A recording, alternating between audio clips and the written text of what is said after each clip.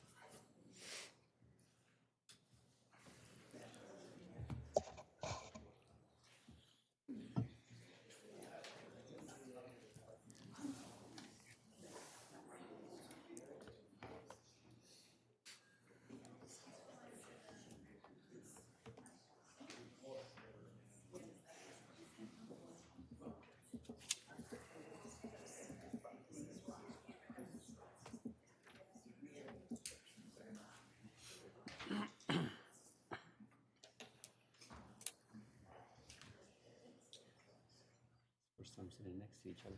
Yeah.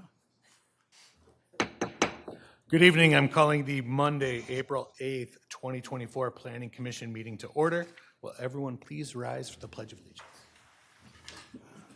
I pledge allegiance to the flag of the United States of America and to the republic for which it stands, one nation, under God, indivisible, with liberty and justice for all.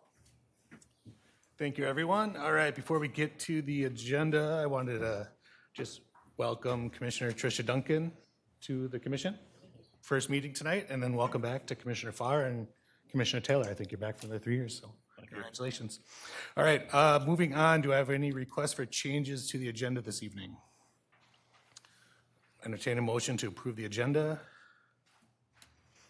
So moved. All right, do I have a second approving the agenda? Second.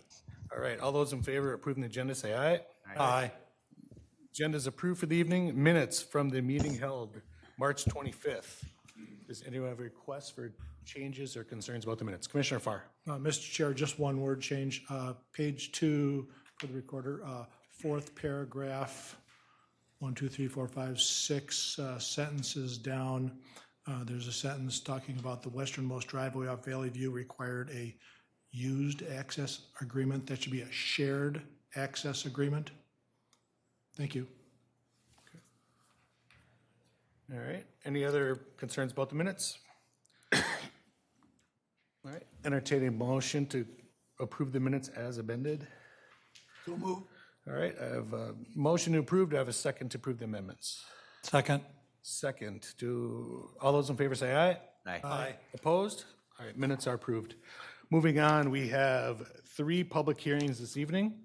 The first one is Enclave at Manor Road, 2023-14.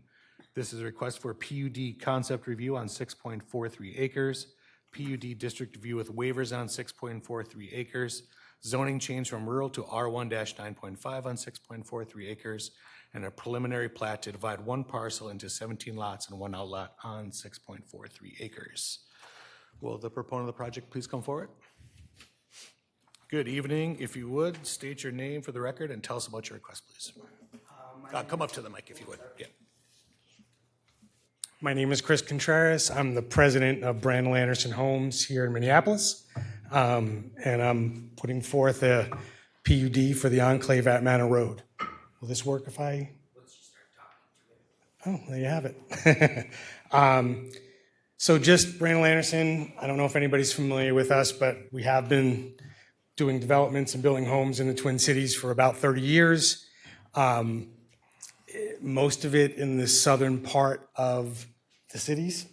We did a development last year here in Eden Prairie. We're looking forward to doing this one as well. The neighborhood itself is the Enclave at Manor Road.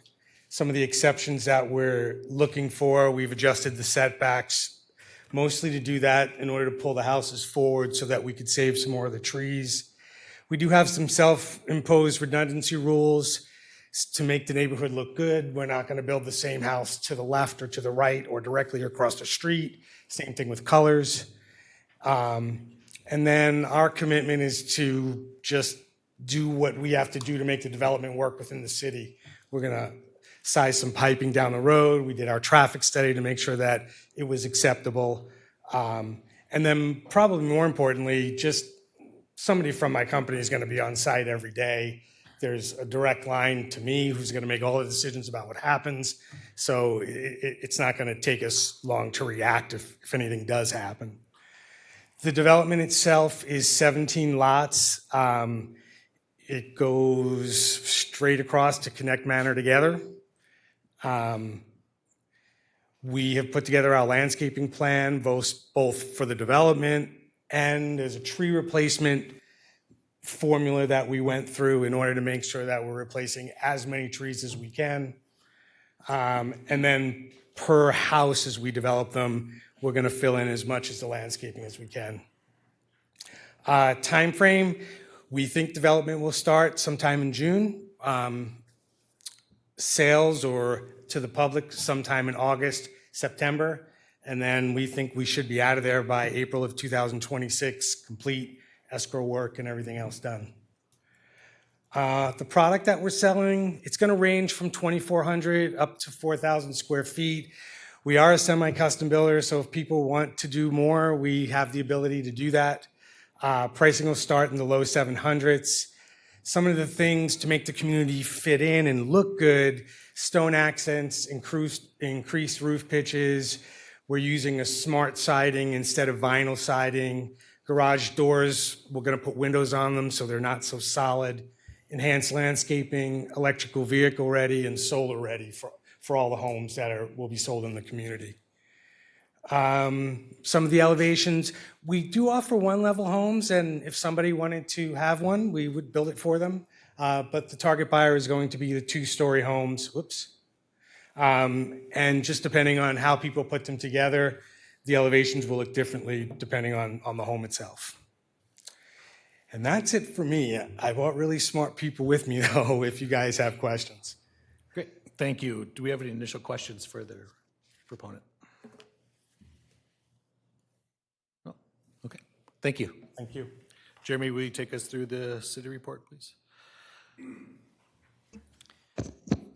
Yes, Chair, Commissioners.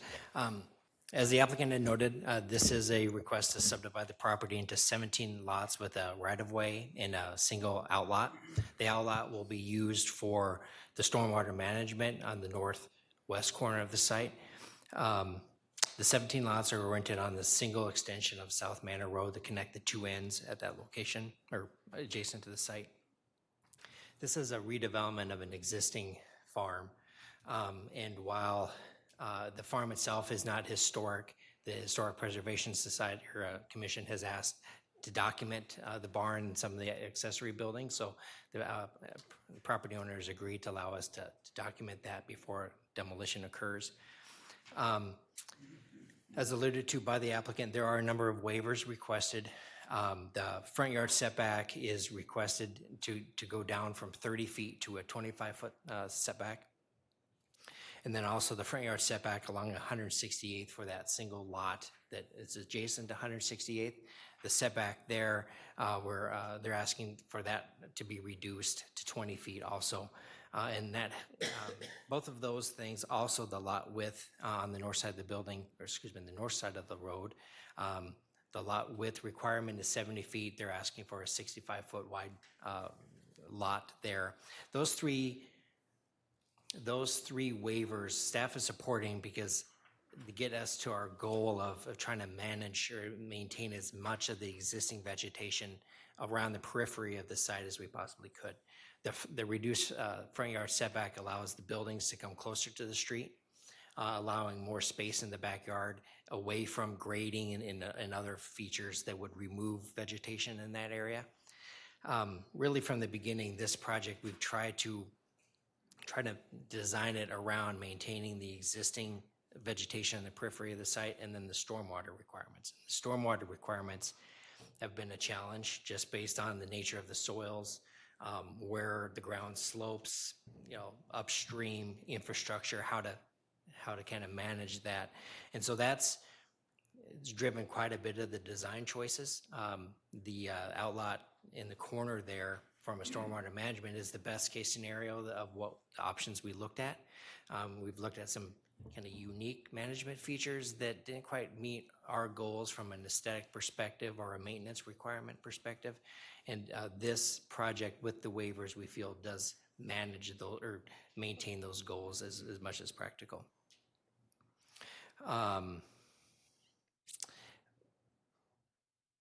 The applicant has shown a tree replacement plan and a screening plan, again, to try to blend this project in with the existing neighborhood. Obviously, it could be, all the trees could be removed and then pay a huge or a substantial tree replacement fee, but the applicant has worked to try to maintain as many the existing trees as possible that we could in those areas. Staff is recommending approval of the subdivision, recommending approval of the zone change to R1 9.5, and recommending approval of the PUD with waivers as outlined in our staff report. And I'd be happy to pull up any plans or answer any questions at this time. Thank you. Any questions for the city right away?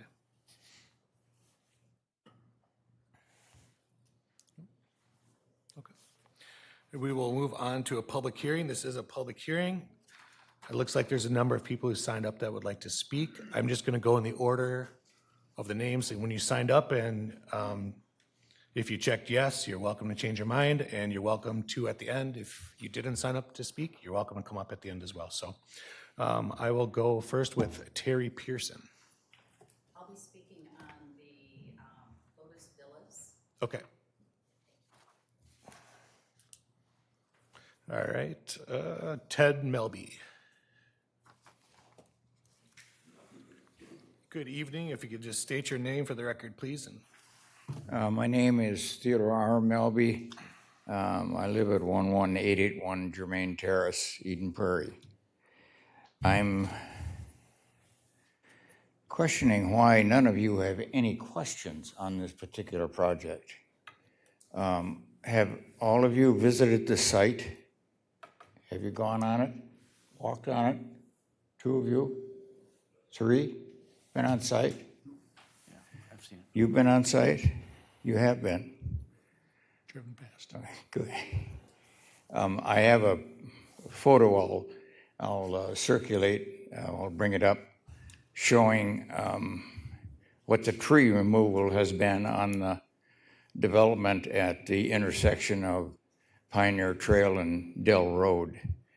I look at this one, I can't tell you what the tree plan involves. It doesn't tell us that there were so many significant trees to be removed from this property.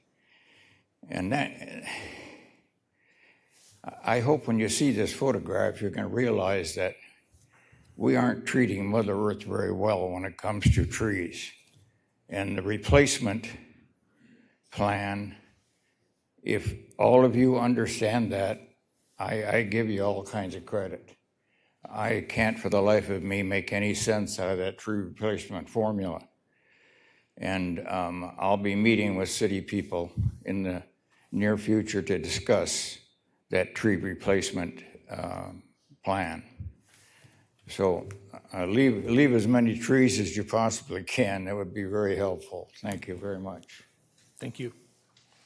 All right. Adam Driscoll.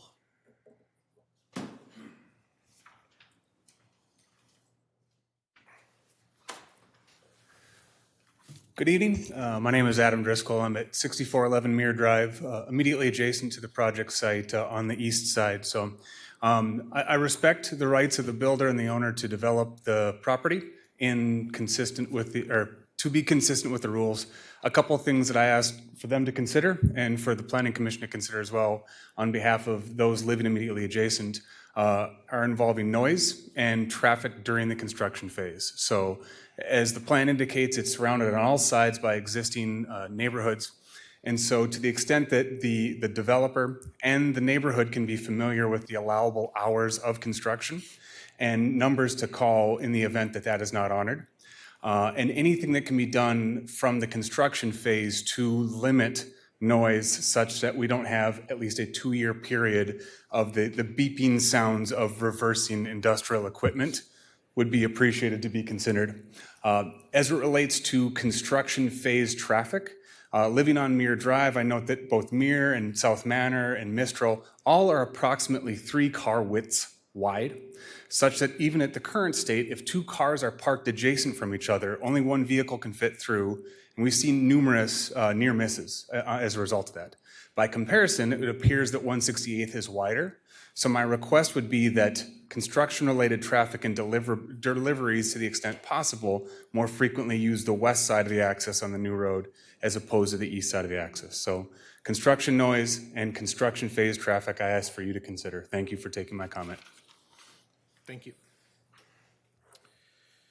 Let's see. Is it Ruth Ferris?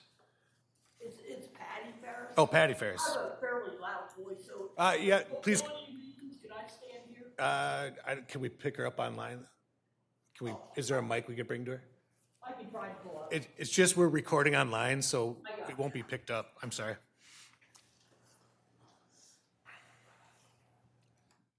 You'll be sorry you're asking me to use a microphone. I also recognize the need to develop this. I live on 168th, just adjacent to what they're calling the outlot. And I didn't get a show of hands on who'd actually been out to visit the site, because I'll address some general concerns, but first my personal concern is it's gonna ruin the sellability of my house. I've had multiple realtors come out and look at it, and the view's gonna change. The outlot that it's modeled after is one on Dell Road, and that one's in a totally different situation. It's clear at the end of a development. I'm technically in Majestic Oaks, and my house is the only one in that development to face 168th. And he'll also be creating an island with just my house, with this huge outlot about 15 feet from my side, which is eroding. And then the other house faces North Manor. So my house the view will change. They need to get access. They're gonna put the pipe through my front yard. So they're gonna take up 18 feet of my front yard. And I just had a very expensive 3-car garage, concrete driveway put in. They're gonna tear it up, and they gaslight me all the time. Every time they're out, they say, oh, we'll do your whole driveway. And then somebody else comes out and says, no, we can match up the concrete. I called the concrete company, and they said, we can't match up the concrete within a job because it depends on temperature, humidity, all kinds of other factors. They want to put in plants. You know, I agree that there's some really good trees in there, but I also know that there's a lot of junk trees in there too. There's a lot of buckthorn, there's a lot of box elder. So when they say they're preserving trees, I'd like you to also consider the opposite, that they're saving money by not having to grade those areas. And there are junk trees that have been nothing but a nuisance to the neighborhood with box elder infections, and taking buckthorn and buckthorn that's going voluntary through roots rather than through seeds. And the final thing is that I think that we'd like to propose that the Planning Commission just puts a pause on this for a month and asks the developers to come up with an alternative plan where the outlot is actually within their subdivision, because there's not an existing outlot of this design. One comes close to it, but this one's gonna have a bay where the water kind of filters into the dry pond. And when we went out and visited the dry pond, you wouldn't want it next to your house.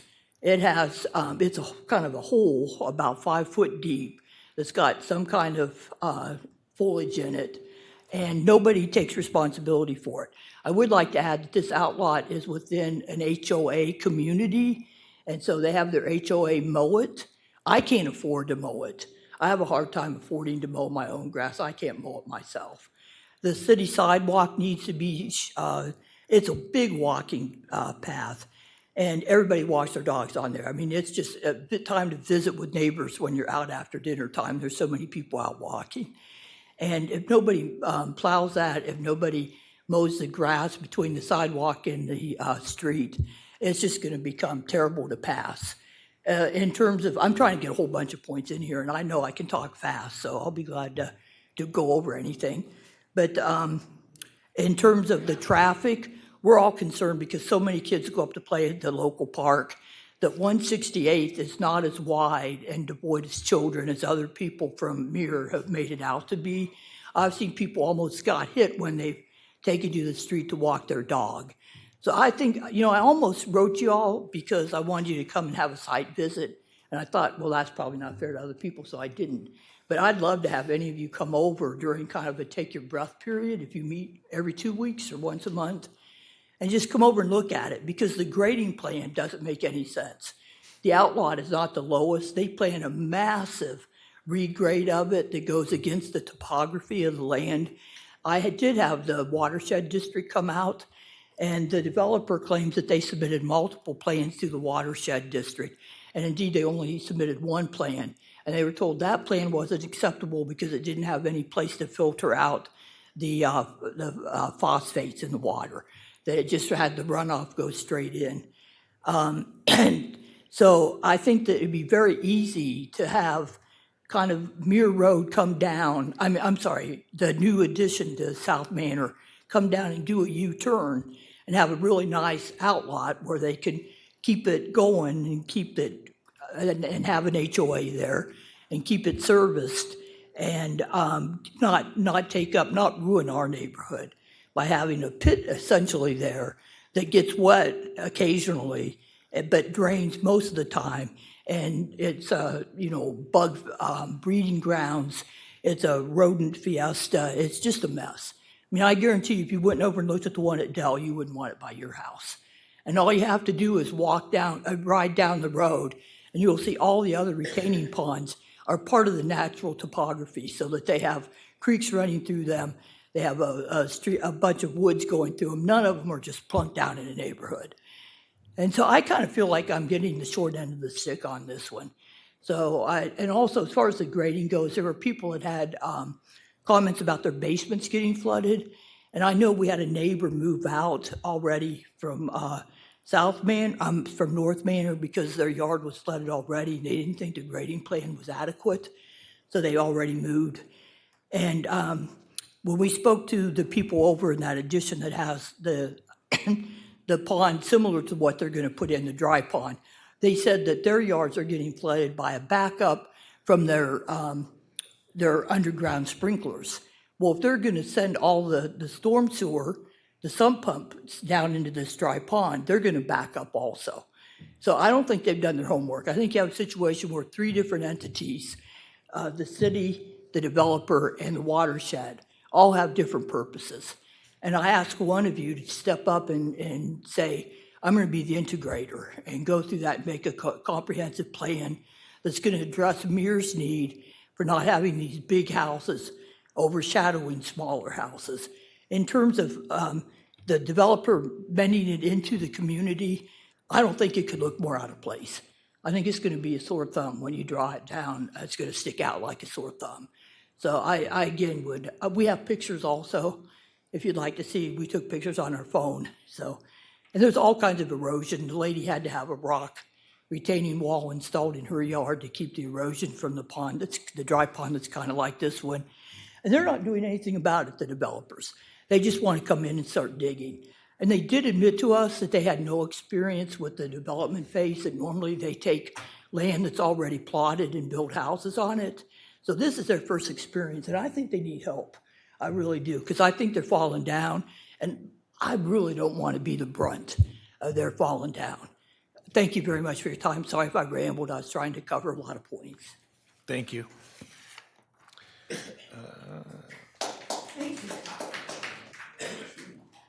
That's all I had for people that said they wanted to speak. Would anyone else like to come up? You're welcome to. Sure, please come on up. If you would, state your name for the record, please. Marie Jackson. In the microphone, please. So it's... Marie Jackson. Sorry, I didn't know if I was going to speak. I'm her daughter. I live in that same house by the outlot. My concern is the traffic, and I don't know if you guys are the ones that would decide that, so sorry if I'm, but I have a 3-year-old and a 7-month-old children that I just think it's important for you guys to know that the traffic that exists currently on 168th, there's no speed, there's no speed limit, there are barely any stop signs, and we already have to tell people not to drive 40 miles an hour down that road. And there's nothing there keeping people safe currently. You're adding 17 additional houses with no additional safety measures. So I think we're fine with this going in, but there needs to be something keeping our current neighborhood safe. That's not even there currently. So I think that's really important for you guys to consider because our street has a lot of kids and a lot of dogs. And if 2 cars are parked next to each other, it's very close trying to get through there. So it's really not that large of a road as someone that lives there. So thank you. Thank you. Yes, coming up. If you would state your name for the record into the microphone. Good evening. My name is Natalie Martin. I reside at 16571 South Manor Road. My concern is wanting to echo what was just said about the safety. We currently do not have any stop signs at that intersection of South Manor and Muir Drive, and we have cars that are going much more than 30 miles per hour. We also have a lot of kids on that block and dogs. And I worry that if there is no traffic control, that there could be accidents, whether it involves cars or whether it involves cars and animals or cars and people. My other, I guess, thing that I would like to address is that the traffic study. I'm not really, after I'm reading it, maybe I'm missing something, but I'm trying to do the math. And if there are 17 additional houses going in and you're factoring it's a 2-driver household, how are we getting 15 additional trips in the morning? Are we averaging that not everybody in that household might be leaving at the same time? Because when I do the math, 17 times 2 is 34.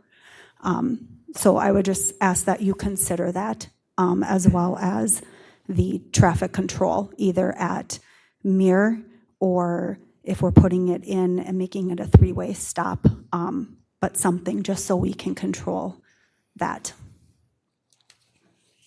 Thank you. Thank you. Okay. Yes.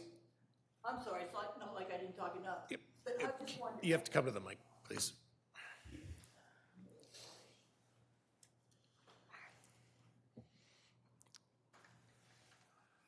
I'm sorry, I put quite a bit of thought into this, and I wasn't really prepared to speak publicly, but I've done a lot of thinking about it. The reason why I suggested a U-type design is I think it would address the issue. Nobody's going to want to go down the U and go out of 168th or go down the U and go out of Muir. So it'll naturally funnel that traffic out both sides. And also it'll open up people that live on Honeysuckle complain about their basements. And I don't think the grading takes into consideration the runoff that goes back into theirs. Without the U, you won't have the dam of a road. So we should be able to get that drainage straightened out so that it does go downhill. But I think the U design pretty much does everybody's problems. And then the people on Muir were concerned about the larger ones, the larger houses. So I was wondering if they couldn't offer lot specific based on their smaller houses. If somebody comes in and wants a 1-story house, that they couldn't say, well, we have these lots, and they offer those to people that the lots are close to 1-story houses that are already in existence, rather than have them just a complete choice. Do it kind of by size. Anyway, thanks for letting me get the rest of my thoughts in. Thank you. All right. Is anybody else? I just want to say it quick. Yeah, so good evening. Thanks for having us. I'm Paul Bloom, live along South Manor Road between Muir and Mistral, and going to just echo the traffic concerns at Muir. And then our house hugs what you call a crosswalk that's kind of in a tough spot into Eden Valley Park when you're coming in from Duck Lake. if you eventually make South Manor a straight through roadway, just a little bit concerned. I have 2 young children. We play out in the front yard. Plenty of people take their dogs on that crosswalk. There's no stop sign over on that side. If you don't slow down traffic coming through there with 17 new homes and make South Manor a little bit more of a through street through that neighborhood, I do worry, and I would just hope that as the folks kind of plan out the traffic side of this, that you think about some sort of traffic calming kind of in that corridor. It's a dead end now, right? It ends at the farmstead, if you will. So that's provided some protection, but still cars kind of whip through there because it's a southerly out to Town Line Road or to come the other direction to Duck Lake. So I just give it some strong consideration, and just please make sure you're taking into consideration the full traffic impact of opening up South Manor in its entirety and what that can do to South Manor Road. But thank you for your time. Thank you. I see one more hand.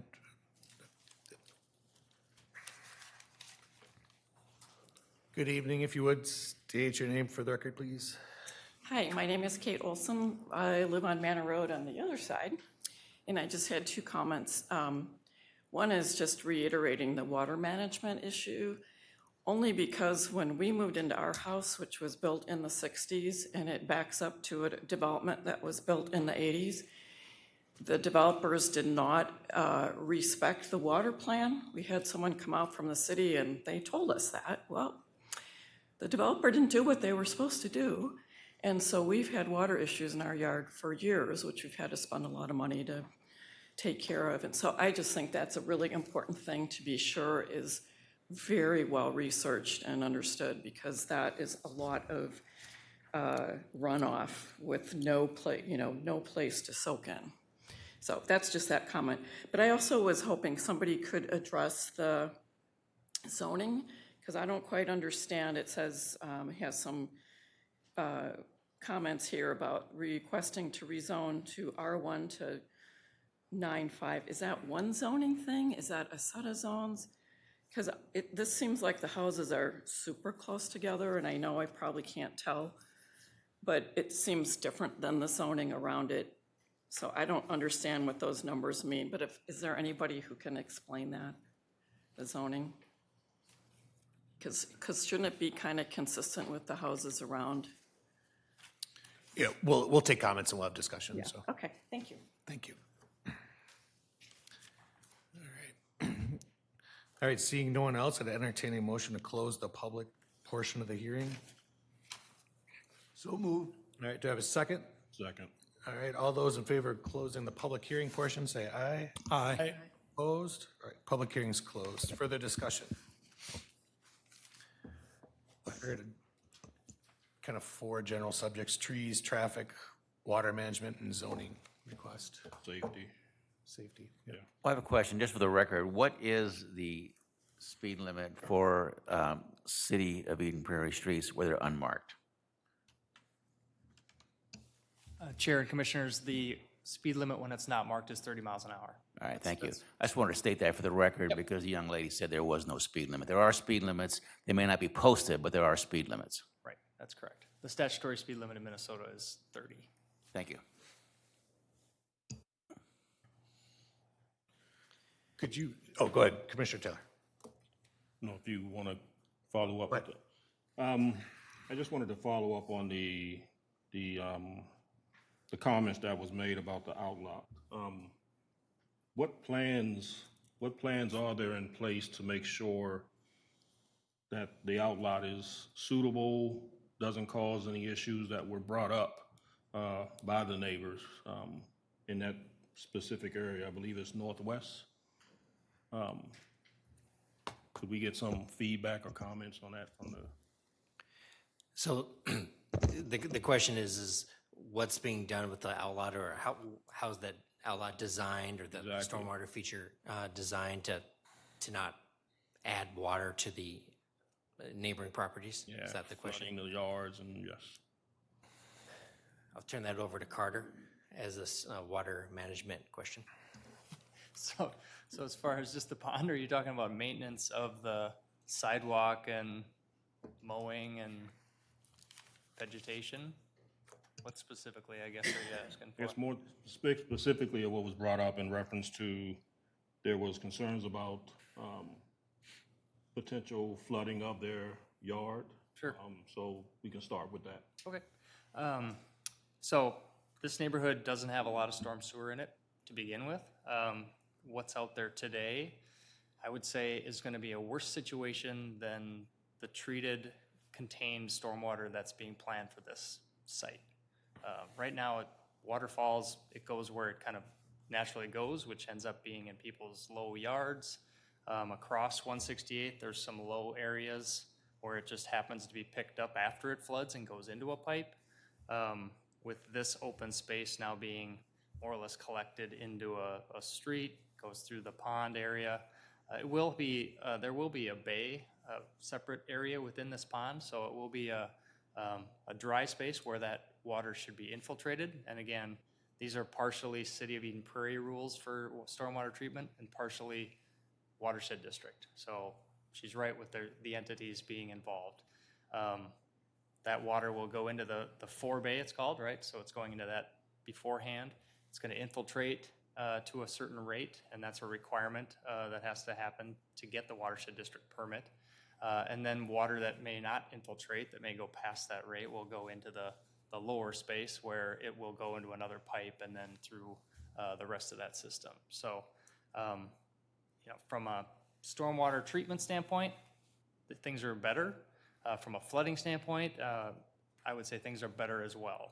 So this water is being actually captured and treated and infiltrated in a specific purpose and area versus before where it kind of went wherever it wanted to go in this open space. So it is meant to be more or less a pond, which we do have all over the place. There are some ponds where this goes up to South Manor and around the corner. There's another outlot with a pond in it, just like this. So this will also be a city-owned and maintained outlot, which means we're going to maintain it. We're going to mow the area next to the sidewalk. We're going to plow the sidewalk. The reason it hasn't been plowed is because no one's living there. So. Okay. Thank you. Other question or discussion items? Could you speak a little bit, is the city aware of any current traffic issues on 168? Is there anything that you've heard of concerns even before this has gone in, it would go in? Chair and Commissioners, it's not a highly, responded area as far as our recorded area for speed and traffic problems. We do get similar type questions or concerns. I will state that stop signs are not something the engineering department puts in for speed control. That's just not the purpose of it. Stop sign is to create right of way when someone comes to a stop. It's not, we're not going to put a stop sign on a straightaway road just to make people stop. They actually inherently are less safe if you do that when they're not warranted. So that's not something of practice that engineering is typically going to do. Do people go faster than 30 miles an hour? It's very possible. One of our tools we have is to actually put up one of those electric speed signs to see how fast people are going. Commonly, if you're on your front porch and you see someone go by at 30 miles an hour, it feels like they're going faster than that. With more intersections, more condensed neighborhoods, tighter parking on the streets, things like that, that will happen with this development, that will inherently make this safer. It's hard to picture that because I think more trips is worse, but you can imagine having to make maneuvers, make turns, make corners, go around other cars. When we talk about speed limits and problems with speeds, and then you directly say that when you park cars and you have to go slow to go past them, that's the proof in why that's safer. So I would say, to answer your question directly again, no, there isn't a notable issue here. And with this neighborhood development, there's commonly not stop signs in every corners and things like that. So there will be a stop sign, I believe, in this plan at 168th and the connection. Okay. Yeah. Okay. Other questions or discussion items from the commissioners? Mr. Chair, Commissioner Farr? I'll take a stab. I like this development application a lot, but the neighbors did bring up a lot of positive points, so I'd like to just maybe knock off a few if I can.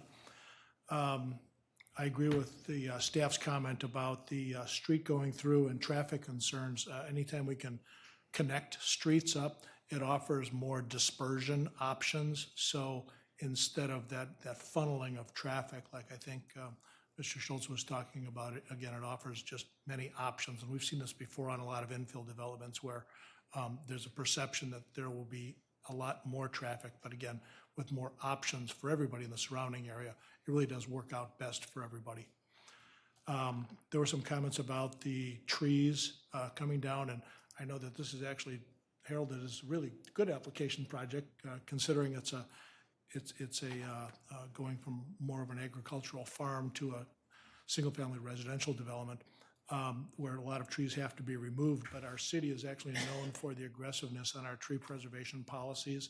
And while the calculations can be somewhat daunting to the applicant and even to us commissioners and staff, those are carefully planned to minimize the amount of trees that do come down, put emphasis on larger trees, significant trees, and heritage trees, we call them. We understand there are nuisance trees as well in the neighborhood, like buckthorn and some would say cottonwoods as well. Our city does a really good job of allocating land within our city for tree preservation, like as many parks and open spaces that we have that the city has invested in. And frankly, I think we have more acres of those saved natural areas in aggregate than most other communities. This being an infill site with suburban development all around it, I think that's a fair expectation that there should be more of the same in this particular area. I'm sure that there are rules and regulations about construction, hours of operation, and safety that the applicant and their contractor will abide by, especially if they've built in the city of Eden Prairie before. But yes, there are phone numbers for residents to call in case you want to make a complaint. It's good to hear that the applicant will have somebody on site every day to watch out for certain problems. Every time certain earth-moving equipment may come in and off a road, you may get some mud, and of course it rains, and that could run down, and they're responsible for street sweeping and keeping your area clean during construction. Weather happens, but there are phone numbers to call if there's a problem, but I'm sure that they'll be on top of that. They seem to have a good reputation in our area. That's all I can say. I support the development and the findings of staff to support the waivers for front yard setback, as well as the lot widths. I support that based on the findings of aggressive tree preservation on those rear yards. Thank you, Chair. Mr. Chair, can I build on Commissioner Farr's comments? Of course. There are a lot of us who've been on this planning commission for a while and have learned about the process that the city goes through. And many times, this might be your first opportunity to get involved and to see what's going on. And I think what I've learned in 15 years on the planning commission is the city has a pretty darn well-established process to evaluate what the developers. So the developer isn't just giving something to the city and saying, here's what we want, we expect to get it.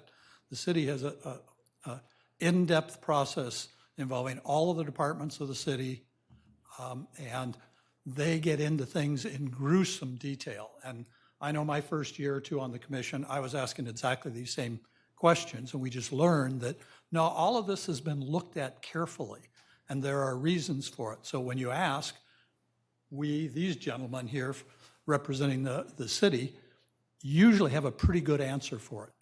And just to reemphasize what our city engineer said, we found that when areas are being developed from scratch, the water management problems get better after the development because we have requirements on how to handle that water as opposed to just letting it randomly go.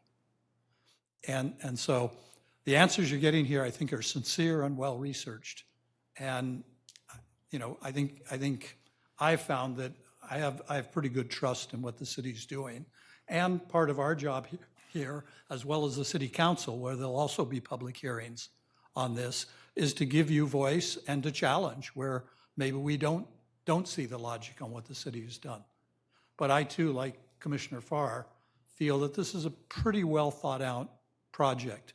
Is it perfect? No, there aren't any perfect ones, particularly infill projects like this. They're never perfect, but they're pretty good and probably as good as it can reasonably be. So I support the project as well. Thank you, Commissioner Kirk. Other discussion or comments from the commission? Yeah, I think I would, excuse me, I would echo what Commissioner Farr and Commissioner Kirk said. I think it's a pretty good project, and I think we normally see more of a laundry list of waivers, so I was actually surprised by the amount of waivers, that they're more minimal than you normally see, I feel like, so.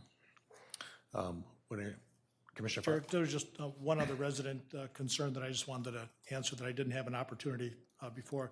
The neighbors to this pond, Patty and Marie, spoke about some concerns about the view to the pond from their house. And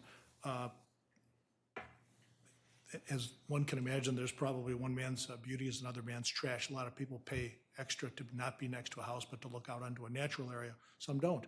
But that's okay. I'm sure that the developer, I noticed on the landscape plan that there's 9, 10, I think, trees that they're planting between your house and the pond.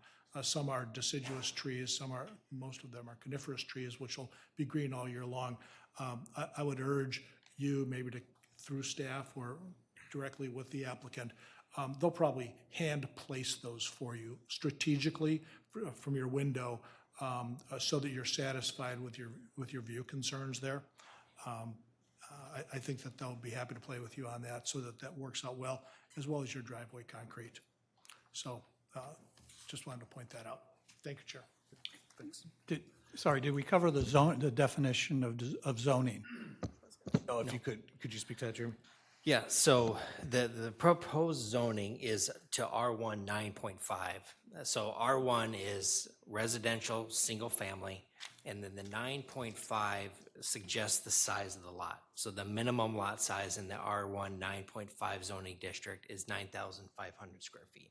Some of them are bigger, and if they're smaller, they need a waiver, but that's the standard established by that zoning district. In terms of kind of surrounding properties, the neighborhood to the east is zoned R1 9.5, and then the properties to the north are zoned R1 13.5, which is again single family, residential, 13,500 square feet for the minimum lot size, and then south of the lot, south of the development, north and south is R1 13.5, and then to the west, across from 168th, that zoning district is R1 22, which is, again, single family, residential, 22,000 square feet as a minimum lot size. So that's kind of how our zoning, Eden Prairie's zoning works in terms of the residential side, is it's either R1, which is single family, or RM, which is multiple family, which isn't really the case here, but that's how we address those. Thank you.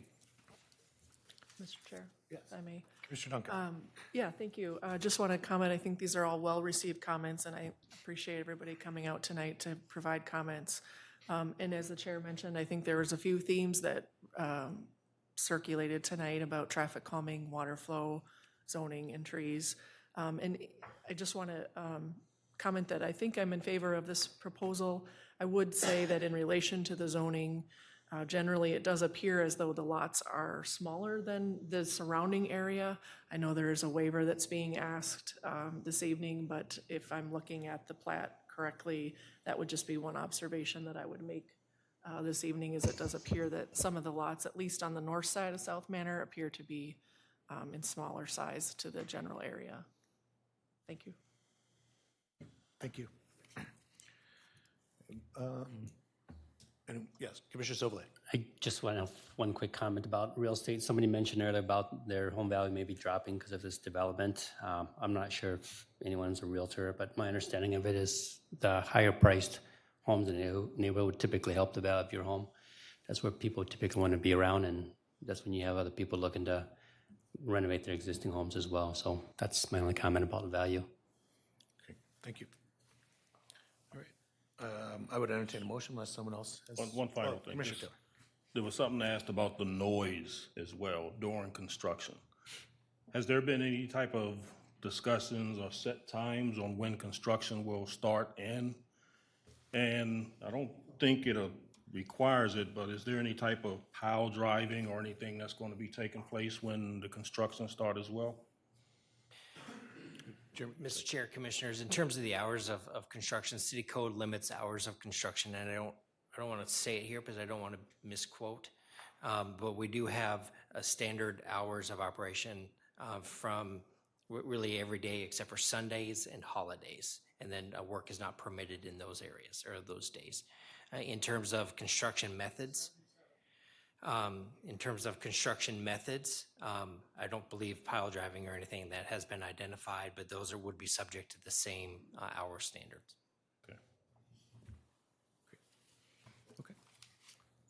Commissioner Farr? For the record, the beep, beep, beep of the backing construction vehicles is a federal OSHA requirement for safety.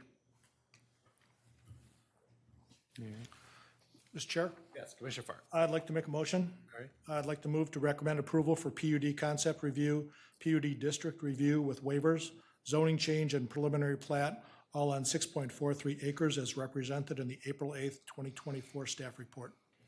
All right, I have a motion to approve from Commissioner Farr. Do I have a second? Second. Second from Commissioner Kirk. All those in favor say aye. Aye. Aye. Opposed? Would anyone like to abstain? Okay. All right. Congratulations, moving forward to the next step. Thank you, everyone, for your comments. Moving on this evening, we have another public hearing.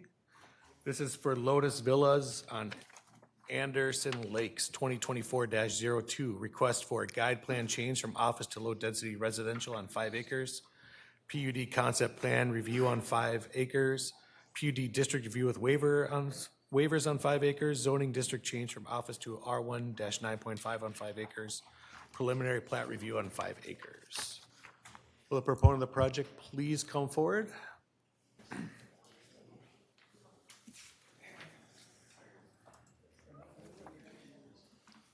Good evening. Good evening, Chair and Commissioners. Mike Waldo with Ron Clark Construction, and Tim Witten will be coming up also with Witten Architects. Want to thank you for the opportunity to come forward for this project. Hopefully we can expand on things. We've had some good neighborhood conversations along the way. So I know we'll have a couple neighbors probably speak, but I think probably the biggest things from their concern comes back to the things we talk about, which is hours of operation, that's 7 to 7, and making sure that people are not getting going early in the morning, which unfortunately contractors like to do.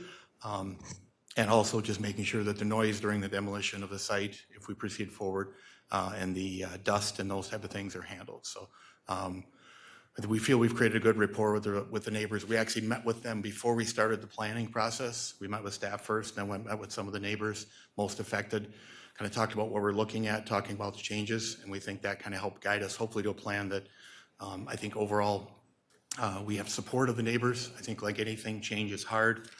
So what they're looking at is just making sure that we're kind of holding to what we say we do. So that's kind of the big chunk there. I think the biggest, this looks like way too fancy for me. I think probably the key to our conversation tonight, and probably the reason that we feel very strongly that we're in the right, is when you look at this drawing and you see the neighborhoods that are surrounded by houses and different densities, and we have this huge 40,000 square foot building in the middle of it, which many of you that have been here probably more than the 15 years know that at one point, most of this probably was a commercial zoning. I think everything bleeding out from the center had been at one point thought to be more of a dense situation. So we're very confident that kind of the movement to bringing this into what we'll call a mixture between a little bit higher density Weston to the single family to the south of us, fits in really well. We believe the empty nester product, which is the villa product we do extensively, fits very well into that. I'm going to have Tim kind of talk about the land plan, and then I'll jump back in for a few other things. Thank you. Just go. The arrow to the right is what I figured so far. All right. Good evening, Commissioners. I'm Tim Witten with Witten Associates Architects. Also with me is Heather Monham, an architect with our firm. A long time ago, I was the architect on Hartford Commons. And I was the architect and also on the development team. And some of the members of Weston Woods remember me from that experience. So that's a while ago, but we're very proud of that project. And so we have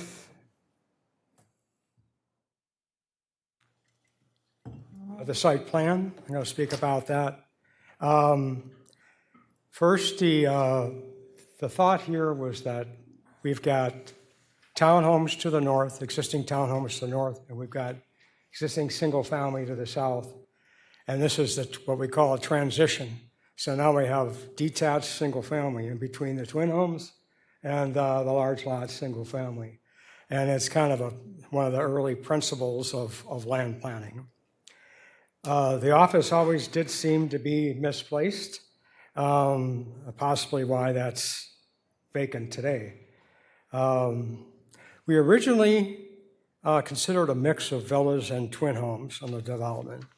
And then we had our initial meetings with the Weston Woods neighbors and the single family neighbors in the sanctuary.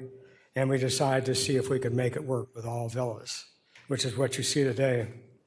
There's 19 villas, all on 55-foot wide lots. 16 of them are walkouts or lookouts, full basement, but lookouts or walkouts. The 3 in the center facing the pond are all slab on grade. And so we're making those story and a half. So they have their one-level living that is their mainstay, and either they have the expansion space down with family room or a couple of bedrooms, or they have that same upstairs. There's at least 2-car garage with every unit. We haven't exactly figured out all the different combinations. We have some courtyard homes that we can fit into the site, villas, and that could possibly support 3 cars. They have 2 cars parked in each of the driveways. The private drive is 26-foot wide, and that can support up to about 20 guest parkings for the overnight stay situation. We don't have any driveways that face onto Prairie Lakes Drive. And you can see in the site plan, we really focus the homes around the perimeter, either looking at the wetlands or into the berm, landscape berms between the existing twin homes or in single family. It's a loop road. The entrance to the south is pretty much at the entrance there is today for the existing office, but in order to make it a safe travel for the residents, we have it looped around and connect to the north. The pond is located along Prairie Lakes Drive. We think that also makes it a very nice look from that street. So when you're looking at the community, you're not looking at garage doors, you're not looking at backyard patios, you're looking at ponds and landscaping. We're adding a sidewalk on the west side of is that west? I'm not sure. Anyway, along Prairie Center Drive, I guess it's the east side. And that connects the existing sidewalk to the north by Weston Woods and then crosses over Prairie Center Drive to the west. Each of the villas are 40-foot wide and approximately 80-foot deep. They're going to be 2,500 square feet up to 3,600 square feet. We'll kind of move to some of the architecture.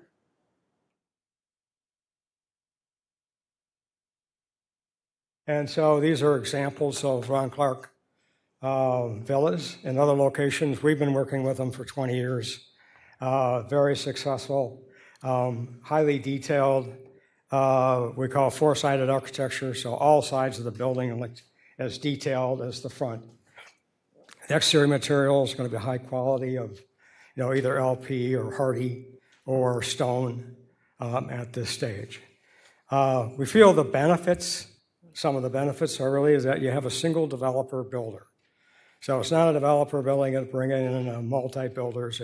It's all one team. They control the demo and they'll control the construction.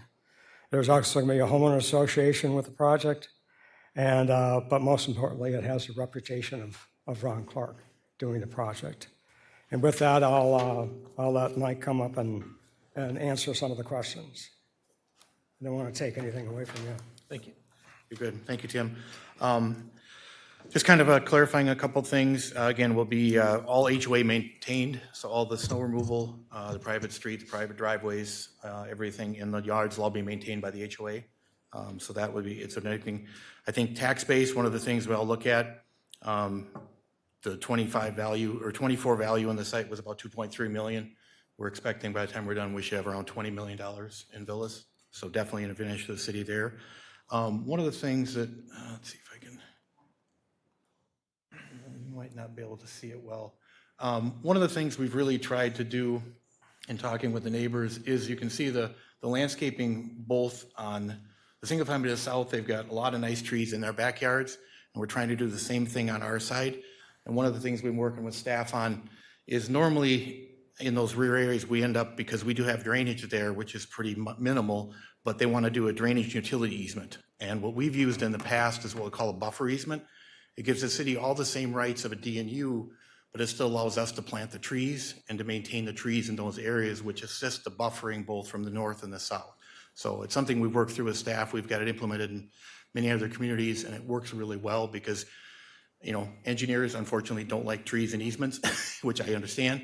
But in this case, if they've got to correct something because let's say a homeowner goes in and adjusts their drainage when they shouldn't, the HOA will tell them to fix it along with the city, and then either the homeowner association or the individual is required to replace any trees that were taken out and make sure the drainage is put back where it is.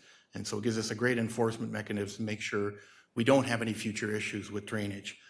If any of you had a chance to look at the grading plan, the one advantage is you'll see that along both of the common property lines, there's berms already kind of coming in from the existing neighborhoods, and we're tying into those. So there's no point at which water from our site leaves going either north or south. Everything drains from the streets up into the pond, and the reason we kept it there was that way we could have the pond the lowest, allow for infiltration, but it connects into the current storm sewer piping in Prairie Lakes Drive to have the water leave the site. Currently, all the water that falls and hits that is going to that site untreated, because when this building was built, treatment wasn't required.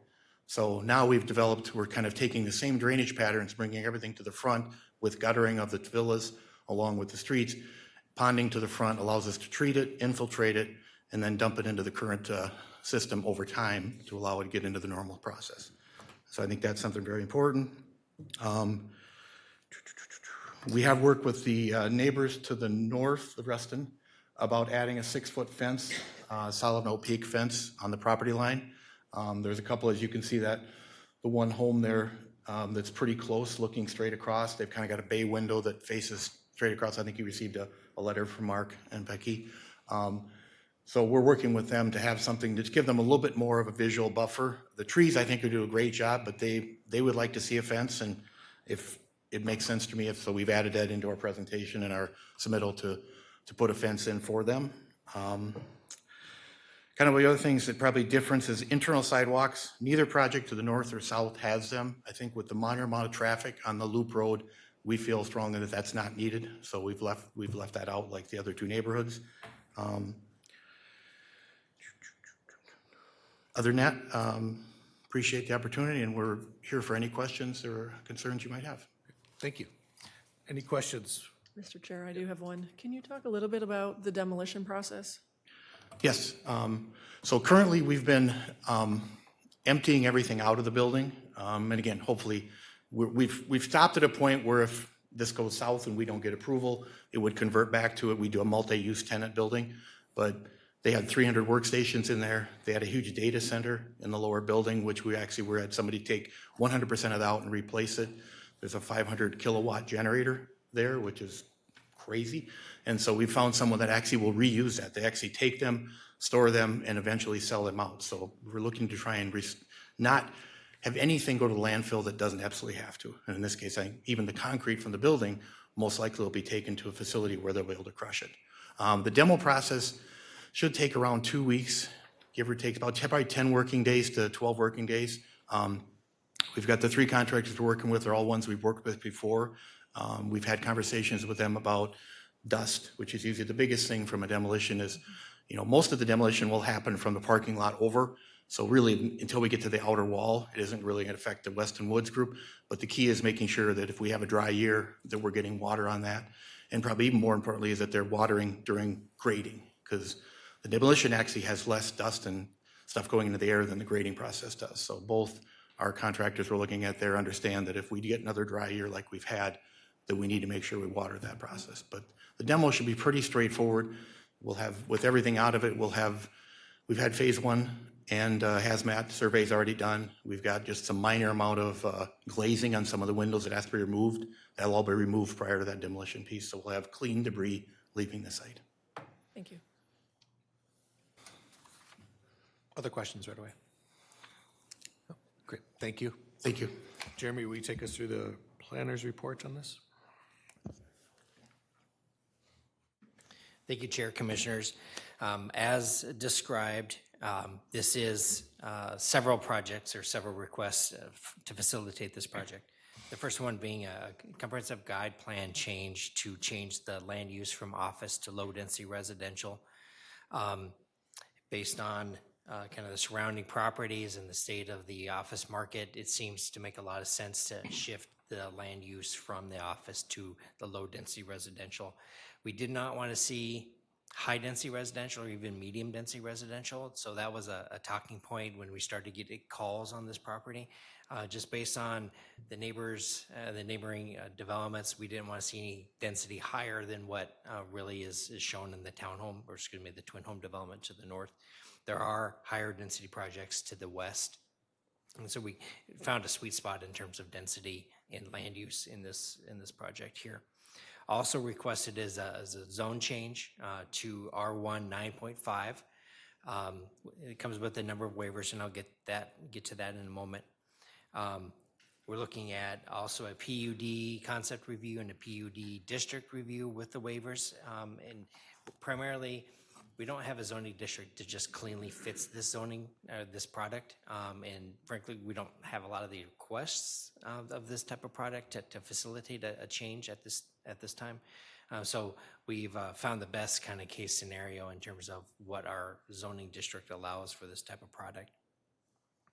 And then lastly, obviously, there's the preliminary plat request for the 19 lots,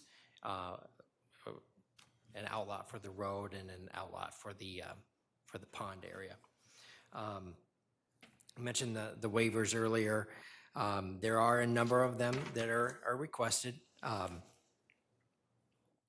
The lot area and the lot width, all of these lots are designed to be relatively small and really just house the home. Bad language, but basically there's not a lot of open space or backyard play area or something like that, because that's not the goal for this type of development. So basically a lot is created to provide a lot for the home.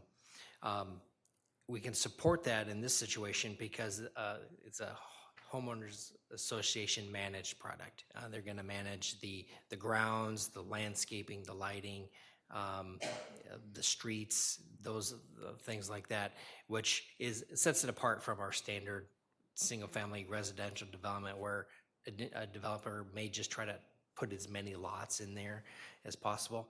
This is a unique product that we see fits well in this location.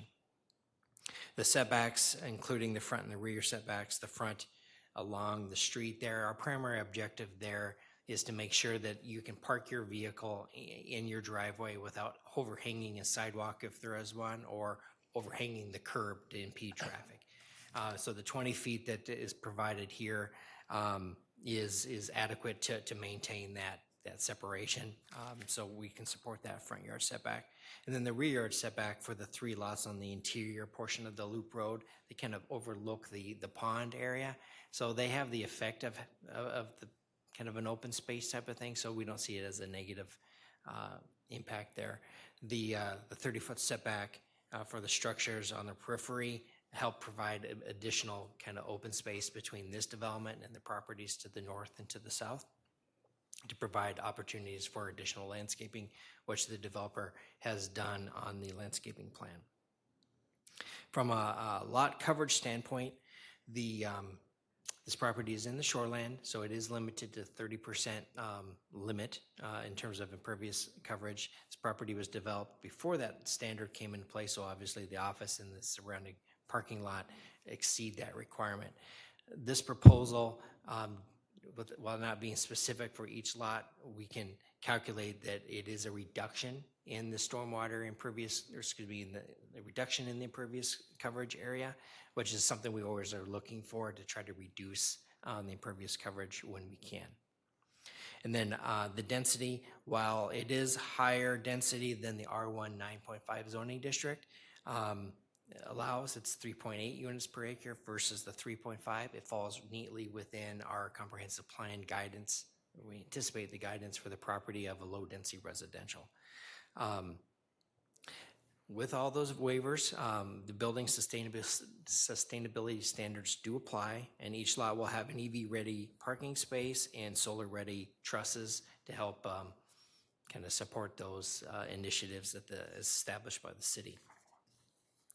I mentioned earlier in terms of landscaping around the periphery, one of the things that we talked about as we started talking about developing this piece is try to maintain the existing vegetation along Prairie Lakes Drive and along the properties to the north and to the south. Try to fit within what's already there without kind of scraping in and try to start over.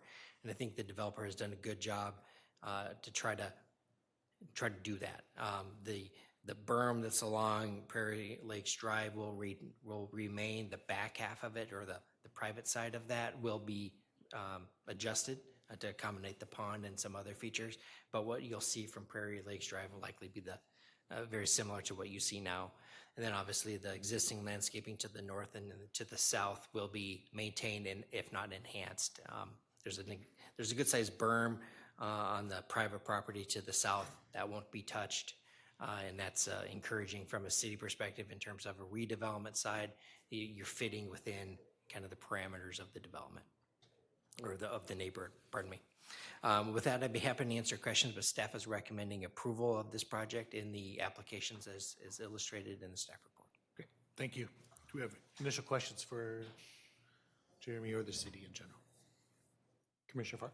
Mr. Chair, just a quick one on the private drive, Water Lily Circle at the north end. It terminates without a cul-de-sac. It's a private drive, right? So they can do that. Is there any concern about fire truck maneuverability at all? No. No, we did review that as part of our review process. It's not long enough to have any concern with that. Okay, thank you. All right. This is a public hearing. If anyone would like to come forward and speak, you're welcome to do so. I think Terry Pearson. Good evening. Thanks for your patience tonight. Good evening. I'm Terry Pearson. I live at 10827 Leaping Deer Lane. That's located in the Westonwood townhomes that are directly to the north of the development. And I'm happy to say that our community, Weston Woods, which has 58 homes, is very delighted about this project. We think it's a much better fit than the current office building. It's going to be a very nice transition. I happen to be on the board, and the president of our board, Joe Orheck, is also here with me. And we've pulled together a couple of things that we just wanted to go on record officially and make sure that We're all in alignment. We've been very happy with the fact that Mike Waldo, his team, Tim Witten, his team have been very forthcoming, very communicative with us. In fact, Mike has given us his cell number and has said if there are any issues throughout the development, please feel free to give him a call. And Mike, I assure you, our neighborhood is not a quiet neighborhood. If there's anything that comes up, we will be giving him a call. Given that this is kind of a unique development with the demolition of an office building right next to residential, we just wanted to make sure that things such as dirt, dust, and noise pollution are handled with the utmost respect. We know that there are regulations in the city. We are sure that the developer will certainly be abiding by those. The fence that Mike brought up, we are wondering if that fence could possibly be put up prior to the construction. This is something that might mitigate some of the issues with dirt, dust, and noise. So perhaps Mike can address that. The street is going to get a lot of abuse. Tearing down a building, and Mike had mentioned in one of our gatherings that there could be upwards of 50, 60 trucks a day for a 2-week period of time going on Prairie Lakes Drive. I would imagine that would cause a lot of impact to the road. So perhaps what the staff here could do is monitor that, and if indeed there is going to be damage to the road, are you prepared to correct the damage to the road? Mike had mentioned that the windows in a previous meeting may have some asbestos in them, so we really want to make sure that whatever mitigation can be done to keep that out of the air. We do have homes that are going to be very close to that. So all in all, just wanted to make sure you are aware we are delighted with this plan. We couldn't be happier. And that's it. Okay, thank you. I don't believe anyone else had marked that they wanted to speak, but if you change your mind, you're welcome to do so. Yes, come forward. Can you just state your name again for the record, please? I'll start off with this picture of a little clear cut.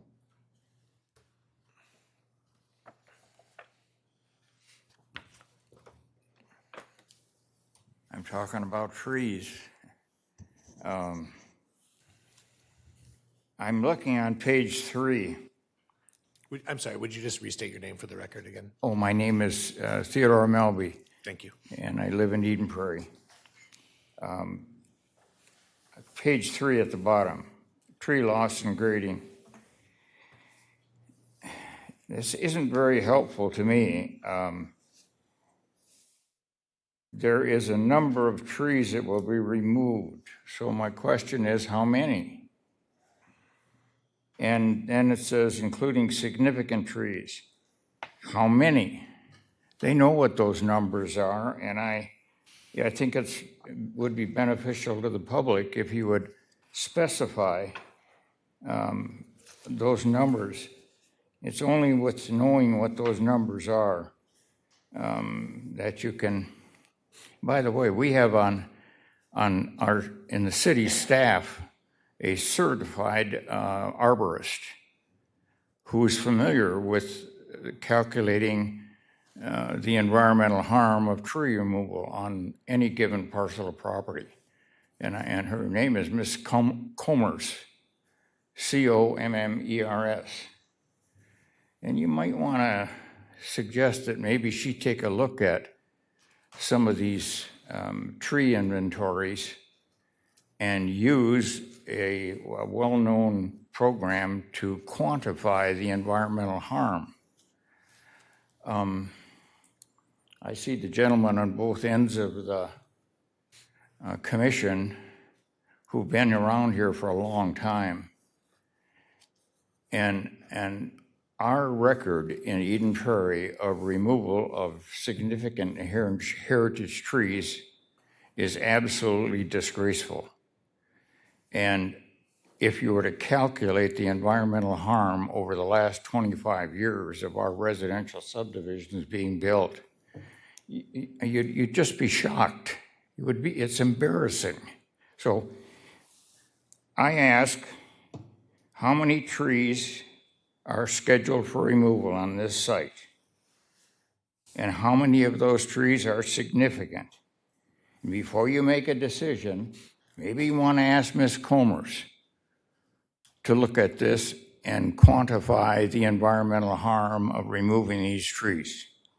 And I notice that we are now looking at the tree replacement calculations. And I said before, I'm having a little trouble understanding that. But I do understand that it doesn't come even close to replacing the diameter of trees that have been removed. It isn't even close. And so I think that's something we have to look at on the long term, for it, not here, maybe at a workshop, to analyze that tree replacement formula. It's terrible. Lastly, I've seen on the former development and this one, we use the term waivers. In my days, they were called variances. Is there a difference between a waiver and a variance? Apparently there is. A variance is regulated by statute. And I've been suggesting that if a developer wants a variance, then I think that variance should be analyzed by the city attorney. There is a statute on the granting of variances. You don't have broad discretion. It's limited. And for that reason, I question our use of waivers. I think they're variances. And that should require you to ask for an opinion from the city attorney as to the legality of that variance. Thank you very much. Thank you. All right. Is there anyone else that would like to offer comment? Okay, seeing none, I'd entertain a motion to close the public hearing. So moved. All right, a motion. Do I have a second to close public hearing? Second. Second. All those in favor of closing, say aye. Aye. Aye. Public hearing is closed. Further discussion from the commissioners.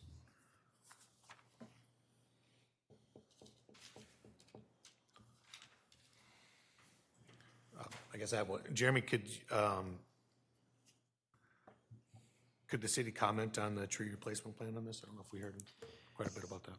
Yeah, commissioners, chair commissioners. What we did for the memo and this purpose is we did our analysis and we provided you the summary. So that's why you see the end result, the number of caliper inches removed and the number of caliper inches provided. We have the data. We have a tree removal plan. I'd be happy to share it with Mr. Melby, and happy to put it on the website with all of the other information. We just summarize the information for the purposes here. There are a number of trees, some of them large, some of them, though, are a cottonwood variety or a diseased ash variety, or some others that we don't generally ask for them to be replaced. We're getting, I think, better quality trees, while they're going to be smaller, obviously, to facilitate planting. It is with our city code in terms of what they're proposing here. So that's why staff is recommending approval of the tree removal portion. And we do consult with the Parks Department in terms of their expertise on arborists and tree replacement and things of that nature. So it's not something we've done just in the dark. We do use the resources available. Matt over there, Mr. Bourne, is the local expert in terms of any questions that you would like to ask him. Okay. All right. Other discussion items from the commission? I have a question. I know there's a new HOA going in, and I'm not sure if the parties, the developer and the existing HOA, has kind of looked at the notes between the comparable HOA at the Greenway Villas in Golden Valley. I don't know if there's, covenants or bylaws that's would be different with the new HOA in comparison to the existing neighborhood, just so that it doesn't disrupt whatever the neighborhoods, how they're currently operating.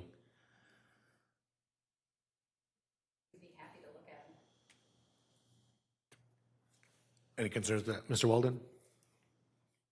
For it.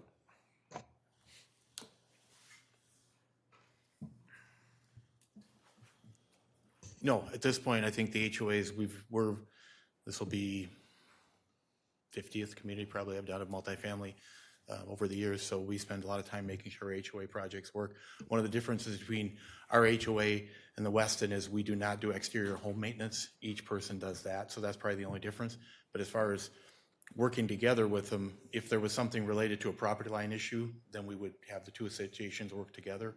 Otherwise, we'll pretty much act autonomously, but I think they'll seamlessly work together very well. So it's something we have a lot of experience in. So. Do you know if your Greenway Villas has some covenants, restrictions around rentals, short-term rentals, so forth? Yep, I think it's a minimum 12-month. They do allow some, which is kind of where it is, but I believe it's either 6 or 12-month minimum. Okay. And that'll be in there too. Yeah, we don't want BRBOs in there going through it. So. I would assume it's similar to what the existing one is in the neighborhood. Yep. Nope. Appreciate the question. Okay. The other thing too is we did reach out, and I can't remember if Sarah talked to you, Matt, or talked to someone else before our landscape architect had to put together the replacement plan. They actually reached out to staff directly. I think it was Matt, and just said, we've got a bunch of ash trees that technically are probably going to get removed anyway, but we still included those in our removal plan and replacement. So we replaced even what would be considered trees that would probably get taken out later. So we did our arborist and made sure she contacted with her directly to make sure we were on the same page before we got going. So it's very important to us we tend to replace more trees ever than we put in. And I think we'll actually, as we've talked about before, even the plan you see, we normally augment additional trees in later. But we want to only do those kind of based on what works. And we want to make sure we meet the city code, and then we can enhance it based on our neighborhood later. So, great. Thank you. And as long as you're up here, just one, Ms. Pearson mentioned possibly the timing of putting up the fence. Is that something you can talk with her offline about? I've actually got a meeting with the fence guy on Wednesday. The biggest issue is because of the scheduling issue, we don't get in front of the council until May 7th. And unfortunately, with the lead times today, if I wait, I don't know if I want to risk ordering, 400 feet of fence before I get to a plan, get approval. So we're going to talk to him tomorrow and just see kind of where does that fall into place. But our intent is to try to move that along as quick as we can. I can't guarantee it'll be for demo, but I expect it should be fairly close in that early grading process if everything goes well. Thank you. So, got a question, similar question. If not the permanent fencing, but some type of temporary barrier or a block that could be installed that you'll take down once the demolition is done? We'll take a look at that, and I'll probably we'll kind of walk with them, hopefully. In fact, I forgot I hadn't invited them to Wednesday's meeting until I just mentioned it before to Landon, so we'll get them, see if they can meet there. We'll talk about what the opportunity is.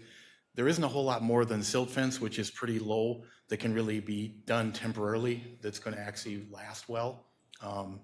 And there is an existing fence on part of it, but I don't think that's to more of the middle area of the building where it had all the mechanic stuff.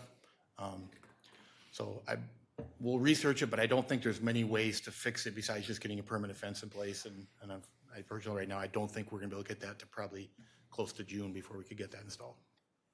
Okay, thank you. Mr. Chair? Yeah, Commissioner Farr. Mr. Waldo's still up here.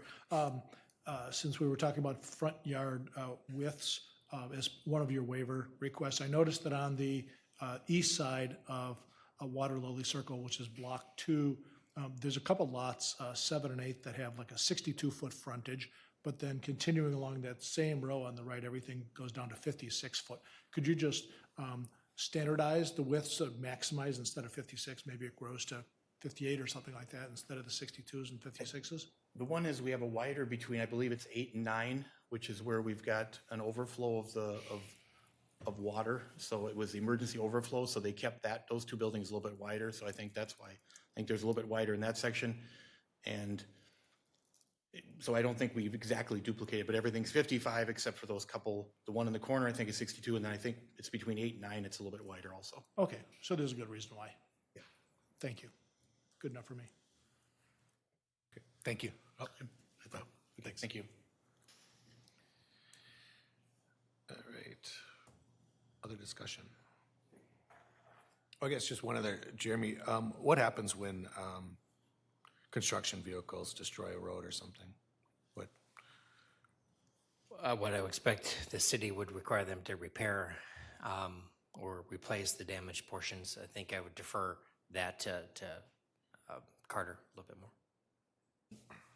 Chair and Commissioners, yeah, we run through all our streets every 4 years and do an assessment on them. If there's noticeable difference in this, we'd for sure have a conversation with this developer, but it would probably get repaired through the course of our normal maintenance.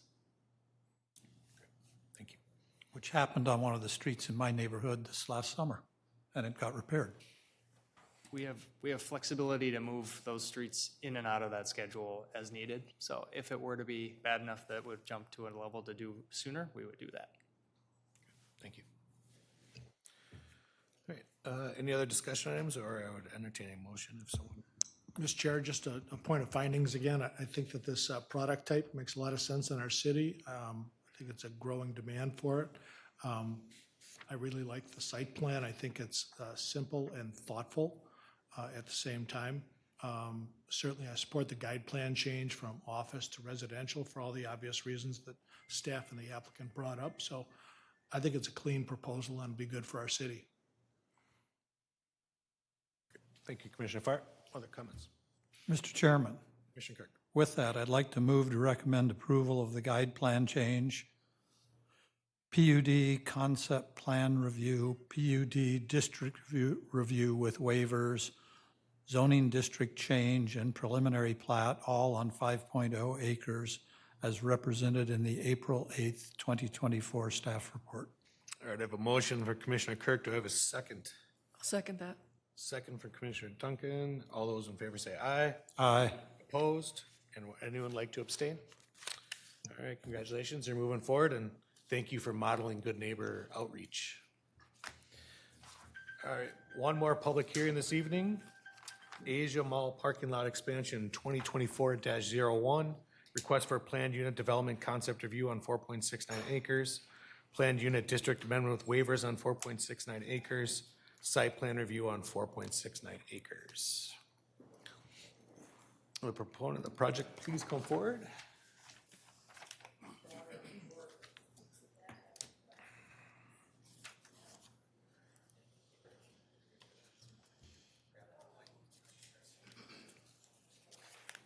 Good evening. If you could state your name for the record. Good evening. I'm Lance Elliott with Elliott Design and from Edina, Minnesota.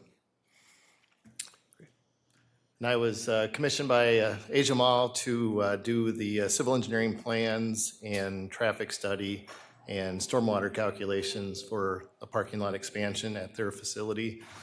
As I'm sure all of you know, the mall, when it opened, has been overwhelmingly popular, and from that, we've had some issues with traffic, with parking stalls being full at peak times, and cars waiting out on Technology Drive, or people parking in other parking lots, walking across Technology Drive.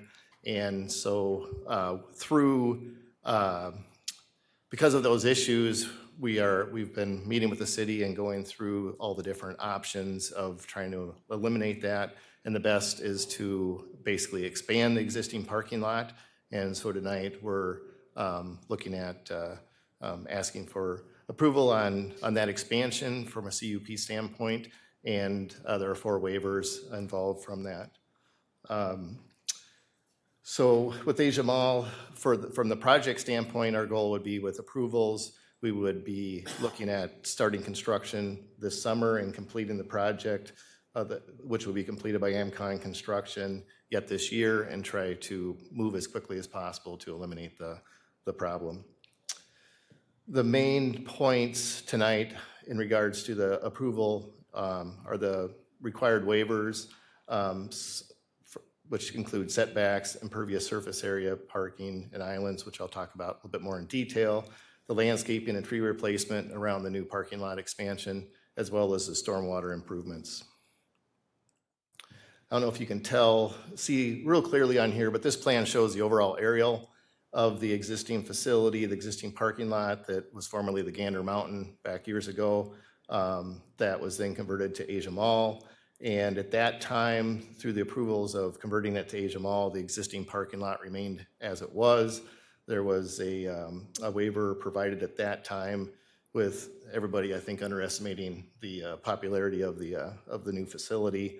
The project would include expanding the parking lot, if you can see what is in red, over the existing facility there. So all the parking lot would be within the property boundaries, and there's an existing storm pond. Most of the area where the parking lot expansion will move into is an existing storm pond that I'll talk about in a little bit more in detail.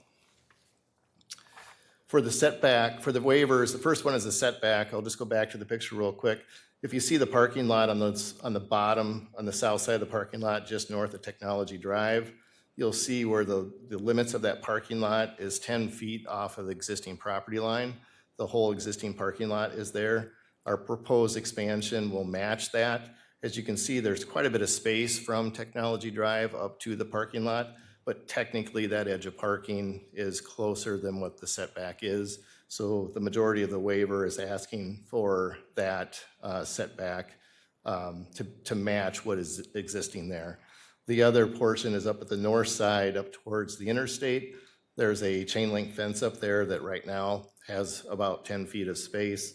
And in order to get the drive aisle to go up through that direction, those parking stalls are being extended out closer to the chain link fence that is there. You'll also see in the islands that one of the waivers is asking for the waiver for the island amount of islands. I believe the required amount is 3.5. I mean, it's 5%. We're proposing 3.5, which basically matches what the existing parking lot has.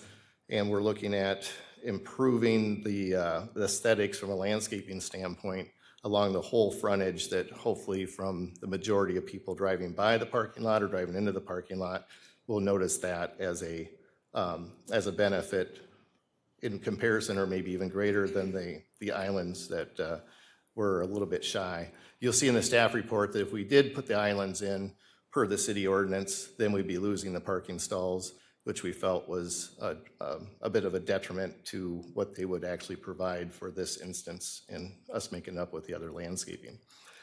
The other part of the waiver is the impervious surface. I think there's a discrepancy in the staff report. It says 97%.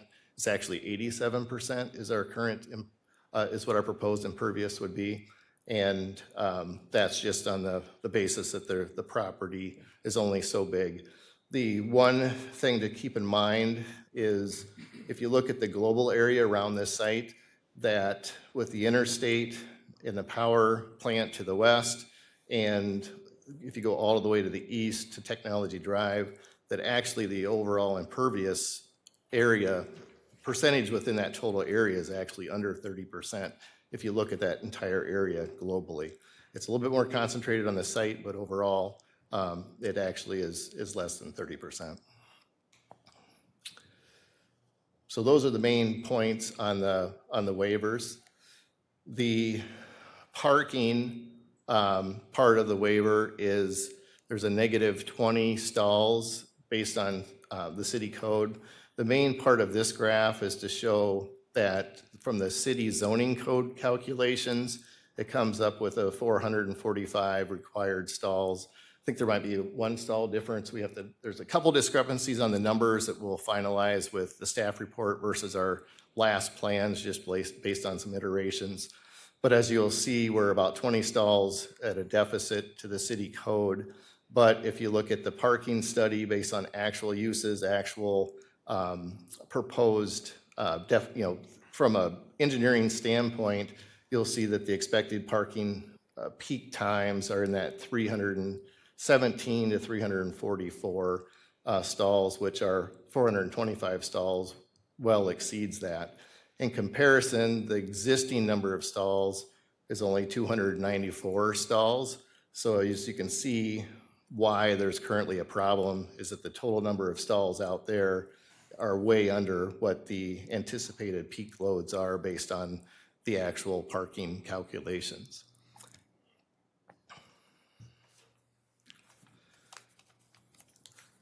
The part of, in regards to landscaping and the landscape islands, you'll see on this plan that there is a complete tree replacement plan to meet the city requirements, as well as screening and shrubs proposed along the front of the parking lot. The staff report is recommending that instead of concentrating all of those trees and shrubs in front of the new expansion of the parking lot, to spread that out throughout the whole length of that existing parking lot and propose, and we can do that with a new plan revision from that standpoint. And finally, probably the biggest part of this project, behind the scenes in engineering, is the handling the stormwater management on this site. It's a sensitive area with Idlewood to the south, and we have spent the past year working with both the city and the watershed in depth with a rigorous review and a number of meetings, plan revisions, and coming up with what we think is going to be the best solution for this site. The existing stormwater pond is kind of an outdated NERP pond that captured all of this existing impervious that's here. Our new design will not only capture the area that's the expansion, which is actually pretty small compared to the whole site, but is treating all of the runoff from the site. So the proposed stormwater system isn't a full underground system with filtration and kind of state-of-the-art system that will collect all of the water from the runoff, run everything through filters, hold the water for reducing the amount of runoff. And so the overall drainage, both stormwater quality and quantity, will be greatly improved, even compared to the current condition that's out there right now. So we're feeling good about the overall design and the benefits this will have on the stormwater. The runoff locations basically match identical to what is currently there. Currently now the water just runs to the lake and runs to our stormwater pond and then runs right through the outlet underneath Technology Drive to the lake. Now all of the water is going to be captured into the underground system and filtered before it leaves the site. So just in summary, trying to make this as quick as possible, that we're just hopeful that everybody agrees that with the construction of the parking lot expansion will provide a long-term solution for both traffic and public safety. And appreciate your time and happy to answer any questions. Thank you. Initial questions for Mr. Elliott. Commissioner Sibley. Yeah, so I've driven by there several times, and I understand during peak season or peak times, weekends, Saturday, Sunday, with the Costco being there, traffic is pretty bad where I think a stoplight had to go in for Costco. My question... Mr. Elliott, could you come back in? Thanks. So my initial question is, with the building, the space, if it's not fully occupied, how much vacancy is still there? And of that vacancy, what industries are those spaces allotted for? From my understanding, all the spaces are fully occupied, and the calculations and the traffic study is all based on it being fully occupied. There's one small area in the center console area where there's a potential mezzanine that's been in the original concept plans that has not been constructed yet. It's very small. I think less than 1,000 square feet. It's very small, but the calculations are based on it being completely fully occupied, which it currently is. Okay, so the building's 100% occupied. And my follow-up question to that is this the final plan for the property with the ownership group as far as parking goes? As far as I understand, yes. For the property as a whole, this would be the final from everything I understand. Okay, thank you. Commissioner. Yep, Got it. Commissioner Taylor. Any other questions? So with the additional parking stalls, is there any concern that you would exceed capacity of what's allowed inside the mall from a safety standpoint? And if so, how would you manage that? Could you repeat for safety within the building or? Yes, with the additional parking stalls, is it going to bring in more visitors to the mall? Is there a possibility that you can exceed the capacity or what's allowed inside the mall? Occupancy? For inside the building, when you look at the parking calculations, the parking stalls themselves are based on supplying the necessary parking for those uses and everything. Whether more, depending on how many people are in each car and how many people come into the facility, I think those are mostly going to be self-regulated by the number of seats and how many people can actually fit. In regards to actual inside the building and how do you control the total occupancy load that's usually posted inside of a building, I don't necessarily, a little bit outside of my level of expertise of how that's managed or how that's determined, but my understanding, like any restaurant, there's occupancy max, and that's the establishment's responsibility to not exceed that. Okay. Other questions right away from Mr. Elliott? Commissioner Duncan. Mr. Chair, thank you. Just a general question about the exit, the new exit. So you indicate here on the plan it's a right out only. Is that correct? Correct. Yeah. Okay. And then the other question I just have is regarding lighting. Yes, there's site lighting proposed throughout the parking lot with a illumination plan showing the candles and everything. Okay, so nothing too extraordinary with all the impervious. And you probably saw in the staff report as well, the sidewalk within the parking lot that's in the existing lot is being extended throughout the expansion as well to kind of create a visual concentration of a walkway through the parking lot. Mr. Chair, just one other question. Being that the existing drive-in is in the middle of the parking areas, is that what you're referring to in the sidewalk that you're getting across moving traffic within the parking lot area? Correct. When the first approval was granted, there was a request of having a sidewalk, basically a concrete sidewalk, be placed within the parking lot to make it visually known by people parking to use that sidewalk. That's what's being extended throughout the length of the expansion. It's in the center of the lot. Okay, thank you.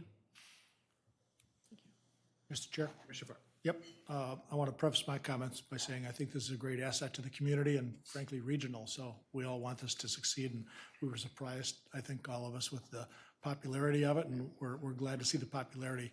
With it comes this handful of problems that you're trying to address. One of the immediate concerns that I think we all had during the original application a couple years ago and didn't see it to fruition was the encouraging signage to direct people from the point of entry down to the lower level parking. There's no visible encouraging signage telling people that there's underground parking available. People just want to park on the surface, I think, for convenience anyway. But I would suspect that 99 2/3% of the visitors have no idea that it's down there still. And so when I go underneath that building, it seems to be half of the people parking down there versus everybody out on the surface. So I think that could help, just generally speaking, and I don't know why that hasn't happened already. I take a strong exception to the methodology that you're using to compute traffic counts and your forecasts going forward. The ITE manual with all the nuances of occupancies and the dynamics of the occupancies within this structure, I think the ITE manual should be thrown out because you've got raw data right here every day for traffic counts. And I didn't see anybody counting cars in your application, which was a shame. So I think that the traffic engineer, instead of using 2021 data from the ITE manual and trying to update that to today's occupancy, you're looking at raw data just every day, people driving in and out. So I would strongly encourage you to actually do actual car counts in and out, take away the unoccupied spaces. The building isn't 100% occupied. I think there were 4 to 5 storefronts that were vacant when I walked through just yesterday. So maybe it's at 95%, I don't know. So those factors have taken into consideration. But knowing your peak traffic movements at the different days will tell you where your peak ends are with numbers, with data that the ITE manual simply can't do. It can't do that. It doesn't have those nuances. So I think the whole methodology that trying to get your target number is misguided. I don't need an answer to that, but thank you. I'm more than happy to Yeah, respond if you want me to. I don't need to. You know. In a minute. Okay. I'm on a roll.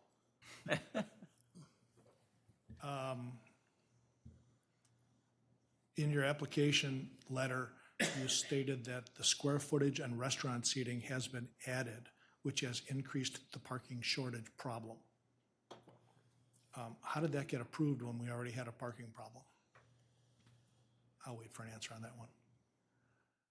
I wasn't involved in the, when you say the approved from the permitting or Yeah. from the restaurant, I wasn't involved in that part of the project, so previous to my involvement, so I can't answer exactly to that.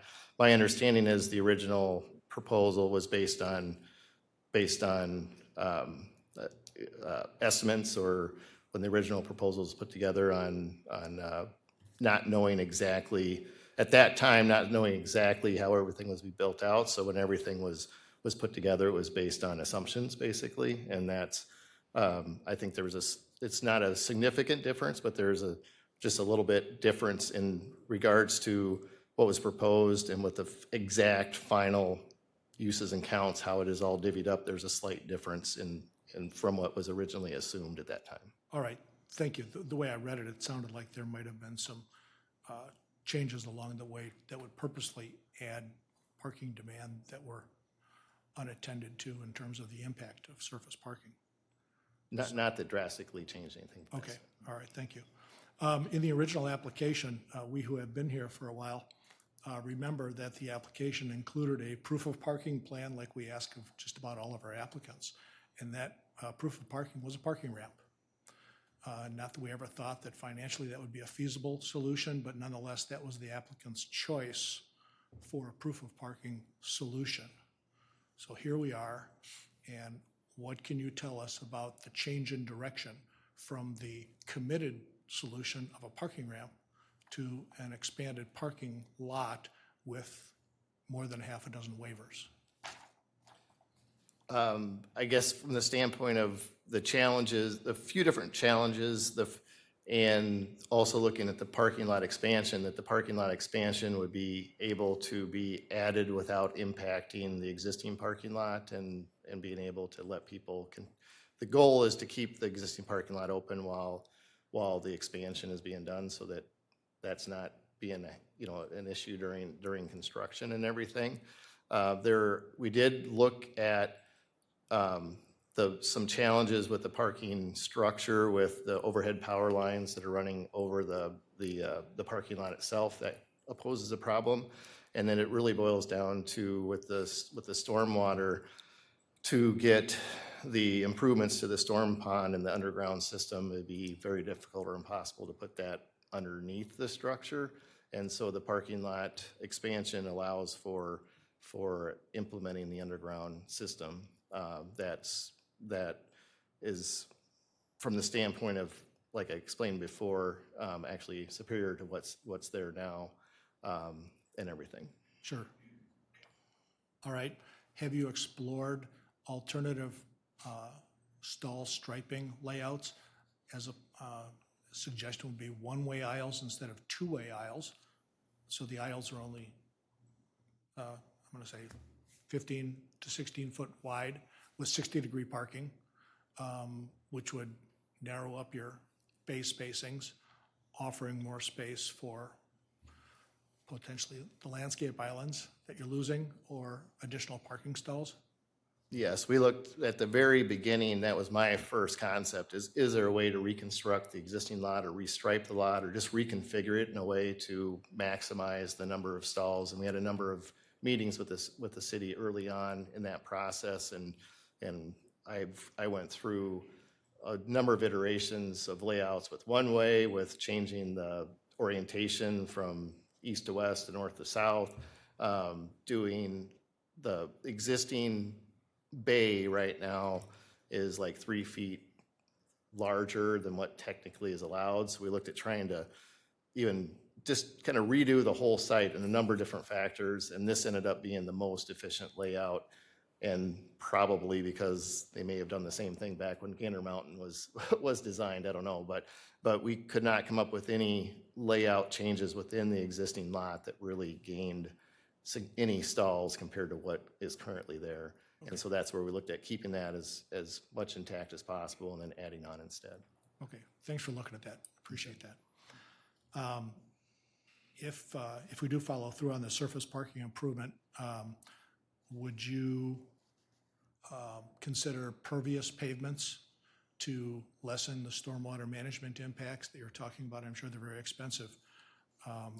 As a gesture of good stormwater management, especially in light of the fact that we're close to the Lake Idlewild stormwater management district? Yes, and I proposed that at the very beginning as well, especially in some of the stalls on the west side.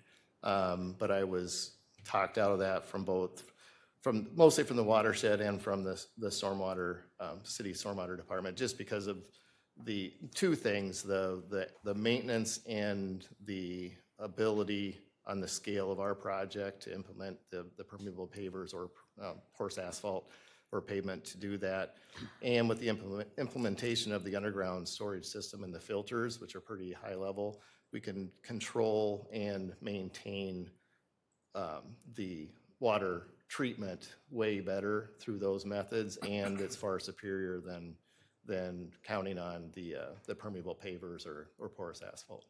Okay, so it's been looked at and staff's thrown in their 2 cents. Yeah, exactly. Okay, thank you. Last on my list, thank you for your patience, Chair and others. If the proposal passes again, I'm anxious to have somewhere along the line, maybe the City Council or us, add a condition to have you restore the site to previous conditions if and when the parking demand does, wane, or if the uses and the structure change, just because of the encroachments all around with the parking waivers. That's something you'd be willing to agree to? I would have to talk to my clients, but that sounds fair to me. Yep, okay. Thank you, Chair. Mr. Chair, one quick question. Of course. Commissioner Kirk. I think I remember in our material that there was a comment about the employees were parking elsewhere and being brought in by bus. Correct. Is that happening? Yes, that's been happening, and with the expansion, it's understood that need should 100% go away, but my clients have indicated that if there's a need to continue that, they're more than happy to continue that moving forward if there's still any type of parking issues in the future. I know there was another long time ago parking issue that we passed based on, oh, don't worry, everybody's going to park elsewhere, and it never happened and just compounded the problems, and it's still a problem today. And to the best of my knowledge, it's been ongoing and working, and Good. I can't say 100% personally, but my understanding it has, and I'm sure that can be documented or followed up by city members. I believe you. Right. I believe you. I just wanted to hear somebody say that. Sure. And if I could talk just briefly about the parking study. During one of the city meetings, was brought up about the potential of doing an actual parking count on site. Not to argue or agree or disagree on the parking study elements or how the basis behind the parking studies and that's kind of an industry standard for us civil engineers. But it was interesting that the peak counts and the peak times, when you looked at the one chart from the study, how closely that matched what our actual issues were on site, and that the number of stalls in the parking study, based on our expansion and what that would add to stalls, we were at a negative 60 stalls currently per the parking study, which at the peak times, which seems to correlate pretty well, that if we have 60 stalls below what is anticipated based on the uses and the peak times, that by adding our parking stalls, and we're now going to be way above what the parking study that we're trying to meet the city requirements and get as close as possible to that, which far exceeds the parking study. So we're going from what currently today is negative, a significant number of negative stalls per the current use, to going over that with, what was it, 360? We're almost 80 to 90 stalls higher than the peak rates based on this study. So we're so far above that and trying to meet the city requirements that it was determined through those discussions that it wouldn't make sense to go through the effort of doing an actual traffic count, because we're exceeding that so much and improving it by that much. But so we did have those discussions though, and went through that evaluation. Okay, just to reinforce Commissioner Farr's comment about that exact issue, my old engineering education reminds me that actual data is always better than estimated data. So if the actual data is available, seems to make sense to me to try to use it as much as you can. Right. So a question along the numbers. So you have 294 stalls now, right? Correct. You estimate peak of 360, and we're proposing 425. Correct. How many are, I didn't count them, how many are to the right, like the right wing? How many are in that, roughly? You mean expanding to the coming- east? yeah. On the east, I think that 80 stalls, I believe, is in that portion of the parking lot, I believe. I could be wrong on that. I'm just going off the top of my head, but we could count them up, but. That's something roughly the overage from the peak that you're talking about. I believe so, yeah. So It's about 70-ish, just looking at it right now. it's about 70, I'm just saying it for the record. So did you look at not building that whole right wing? You mean from doing the expansion to the right? Yeah, just internally at that peak, but that didn't meet city code, is that what you're saying? Correct, right. And basically it was a look at trying to maximize the number of stalls allowed on the site. And the stalls, from an impact on the site and the quote unquote lowest hanging fruit to me the first stalls you would build would be the expansion to the east over the storm pond. So that would that's the most efficient, the least amount of impact, the most number of stalls you would gain, and allows the improvement of the whole stormwater runoff of the whole site, which is somewhat inferior today. With the one offset of course, the more impervious in that one concentrated area. So the messaging that I'm hearing is that they're parked here, the demand is here, and city ordinance is here. That's what I'm hearing. And, okay, so their option could be treat this application like a replacement proof of parking plan, and instead of trying to park from here to here, park from here to here, knowing that we could give them the waivers tonight, but they wouldn't build over those waived areas, for parking that they may not ever need. I still don't believe the numbers, but conceptually, I think that's what I'm hearing. Well, I also, I remember the comments of when you mentioned that we did have a lot of discussion about parking and signage to direct people down there. That was a concern that was absolutely discussed. And yeah. So, and I've been there, and it is more vacant down below. There's nothing up top. So not only the actual numbers we're not looking at, but there's also like some vacancy down below that every time I go there is there. So it feels like we're adding on to the extra overage to me. Right.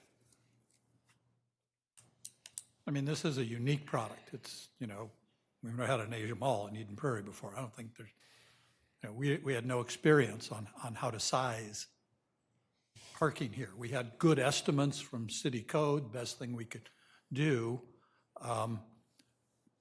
But I don't, so we went with that and it didn't work. I mean, to be perfectly honest, it didn't work very well.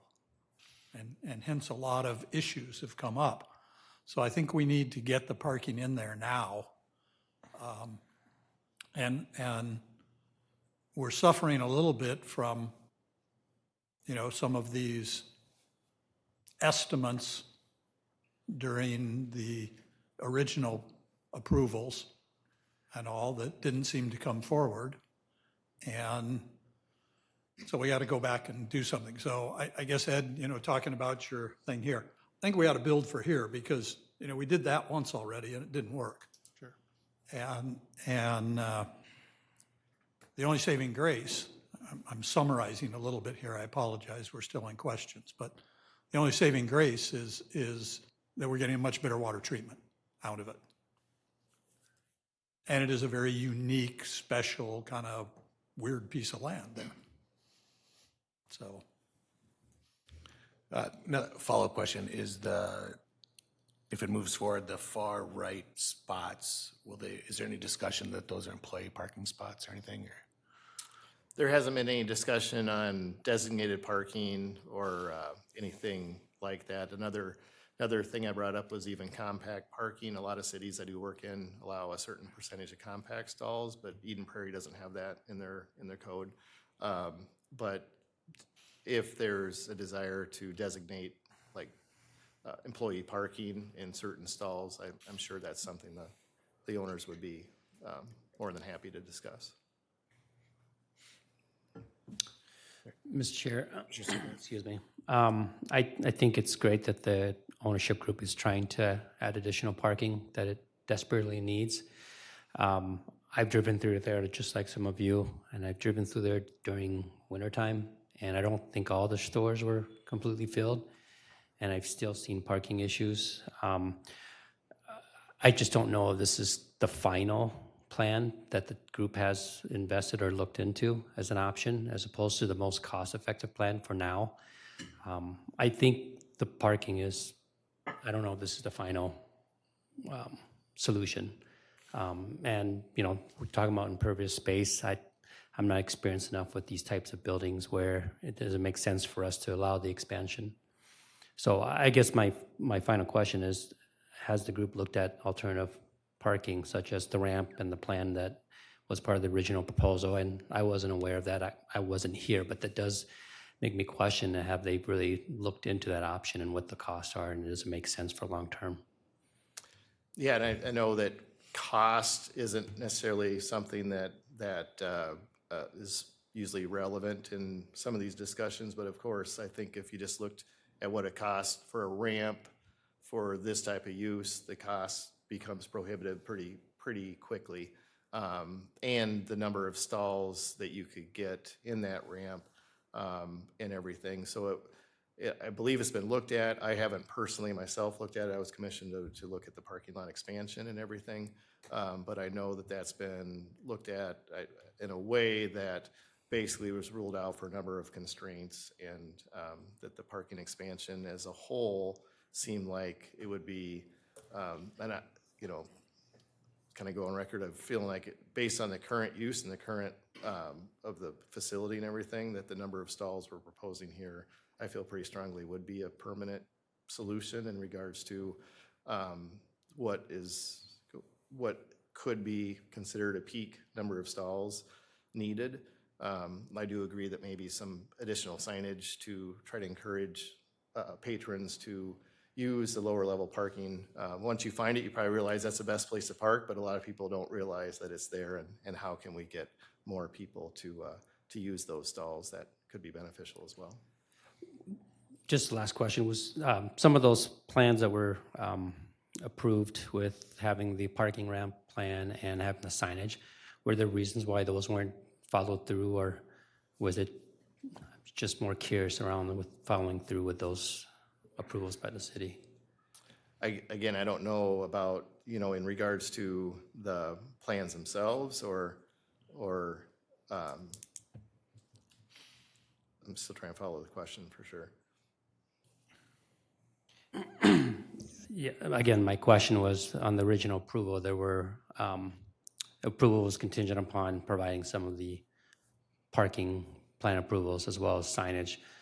How can we make sure those things are in place if the committee is to approve this plan?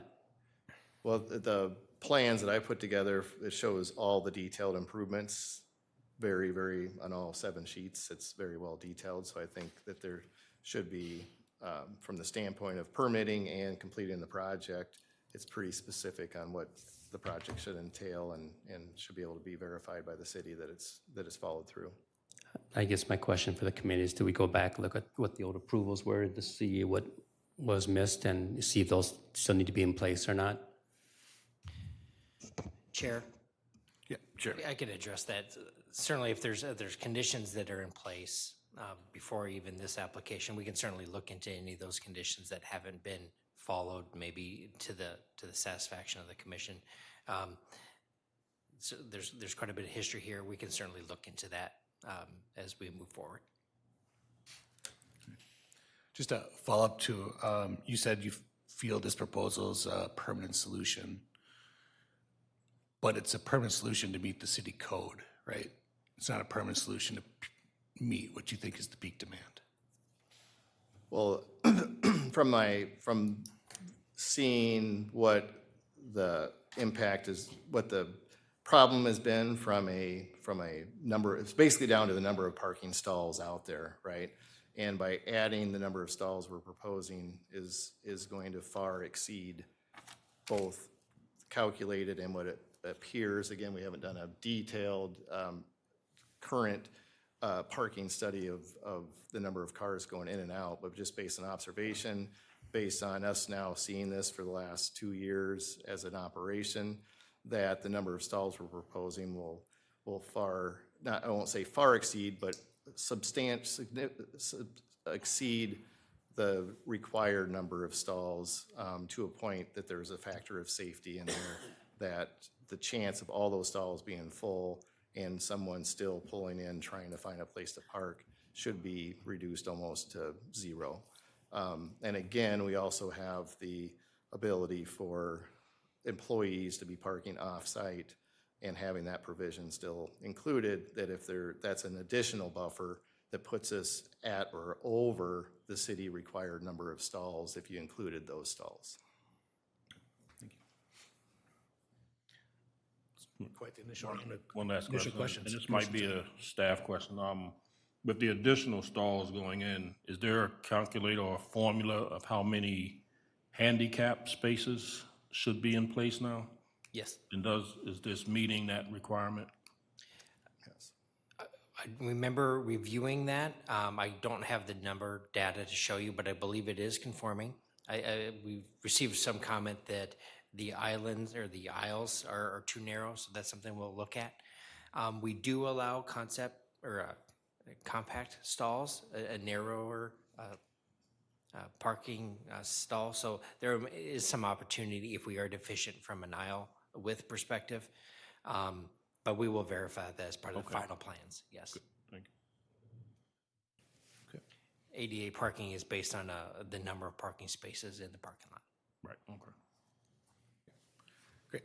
Thank you. Maybe we'll go to your planner's report, Jeremy. Yeah. Thank you, Mr. Great, thank you. Thank you, Chair, Commissioners. This is, as you've kind of alluded to, there's some history on this property. This is a unique opportunity.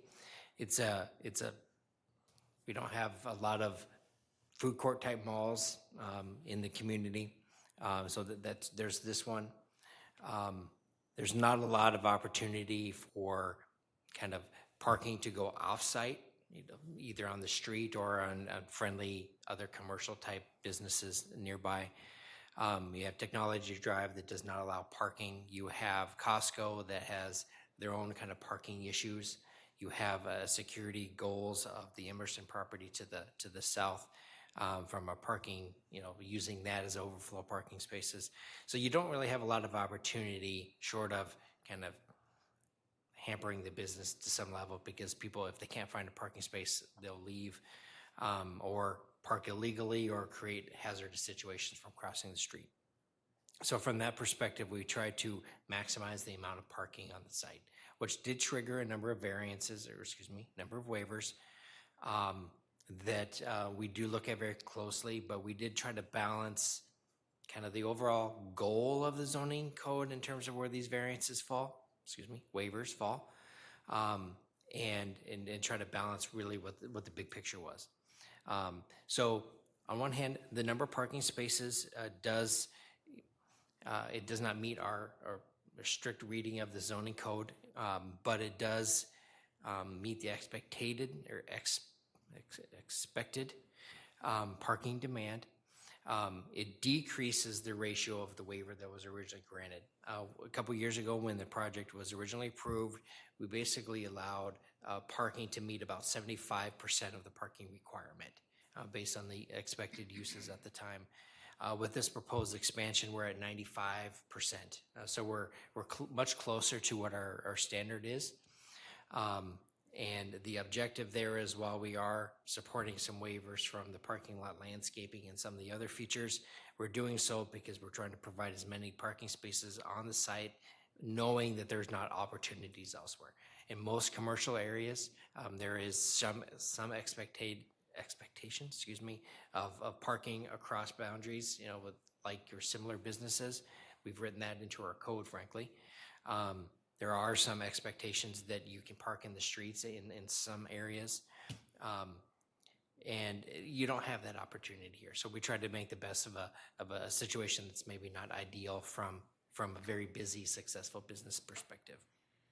In terms of the parking lot islands, we are about 7 short in terms of size and or the number. So if we were to add those parking lot islands to kind of meet our code, we'd be short at least 7 spaces, which doesn't sound like a lot, and maybe it's not, but again, we're trying to maximize the number of parking spaces here.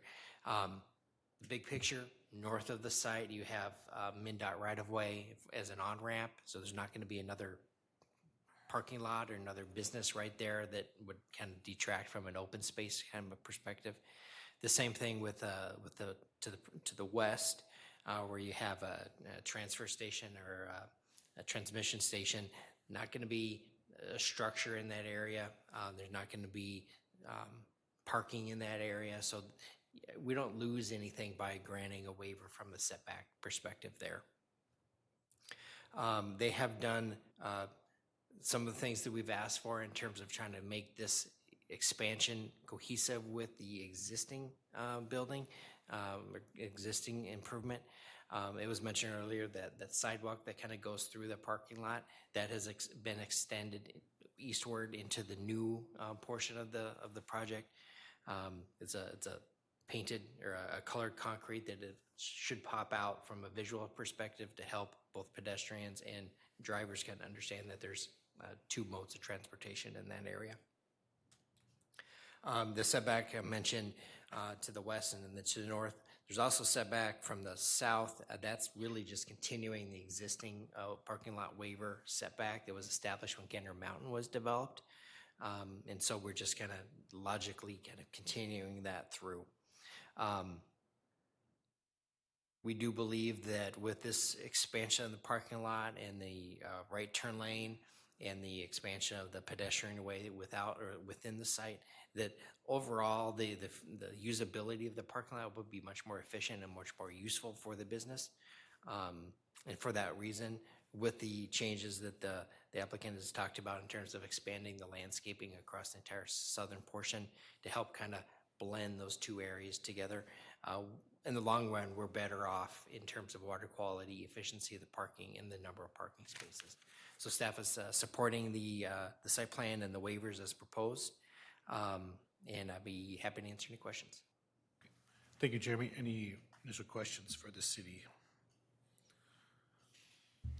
Mr. Chair, Commissioner Fart. on the site plan, there's a ghosted-in truck circulation diagram for turning movements. Because of the added stalls, especially in the northwest corner, I believe the trucks enter off the westernmost driveway, head north between the Excel site and the building, make a right-hand turn a little more than 90 degrees, then has to back into the loading dock, and then the graphic ends And so we can't quite tell how the truck gets out of the site. And because of the additional parking and the lack of turning movements that are newly constructed at the entrance, I don't see how the large truck gets out, not to mention fire trucks. So I just didn't know what city staff was looking at maybe a little bit differently to try and get these large trucks and fire trucks in and out of the site properly, because I don't see it graphically depicted. Chair, we did review that as part of our site plan review. I believe now currently trucks exit the existing main entrance off of technology there, so they loop around and come out the existing driveway. That area, while the parking lot island has been kind of shifted a little bit to the east, there is still opportunity for that movement to occur. It's not a 90-degree angle in that area, so it's more adequate or easier for a truck to make that turn. We were concerned about the area in the northwest of the building because that is a 90-degree or even a more acute angle. And it's somewhat, it could be problematic, and we wanted to understand the traffic movements there. Okay. And then with the additional stalls up against the lot lines, there's no landscape areas for snow storage anymore. So they may have had to haul snow once already, not this winter, but last winter when we had some storms. Now I don't see any opportunities for snow storage on site at all. So their efforts and expense to manage snow is becoming more problematic. Do you think that was adequately conveyed to the user? Their understanding of the snow removal requirements, I'm not real sure, but that is what was written into the original development agreement and will be continued in this one in terms of they'll have to manage the snow removal, which may include trucking it out. Okay, all right. And maybe just editorializing on these parking counts again. Retail parking has a different factor of occupancy thresholds of paying for their clients as opposed to like an office building, a 9 to 5 office building. A 9 to 5 office building, that parking lot loads up stall by stall as everybody enters for that rush hour and leaves at rush hour. Retailers turn over, of course. You're only in the store for 15, 20 minutes, half hour, or whatever it happens to be. And so the hunt for a parking stall is a more tedious exercise when you're looking for a stall. It could be here, it could be there, it could be anywhere. It's not just at the end of the row, you're following your neighbor in at 7 o'clock in the morning. So the patron gets more frustrated and would leave, even if the parking lot may be at 90 or 95% capacity and still has some stalls. The frustration of retailers heightened, and they'll just leave. So I want to make sure that whatever stalls we put in takes the other parking nuance into consideration because of the high turnover of stalls in a place like this. It's like Christmas shopping at your favorite store, right? Yeah. Okay, thank you. This is a public hearing. If anyone would like to come forward and offer comments, please do so now. Not seeing anyone, I would entertain a motion to close the public hearing and continue the discussion. So move. Motion to close. Do I have a second? Second. Second. All those in favor of closing public hearing, say aye. Aye. Opposed? Public hearing is now closed. Further discussion from the commissioners.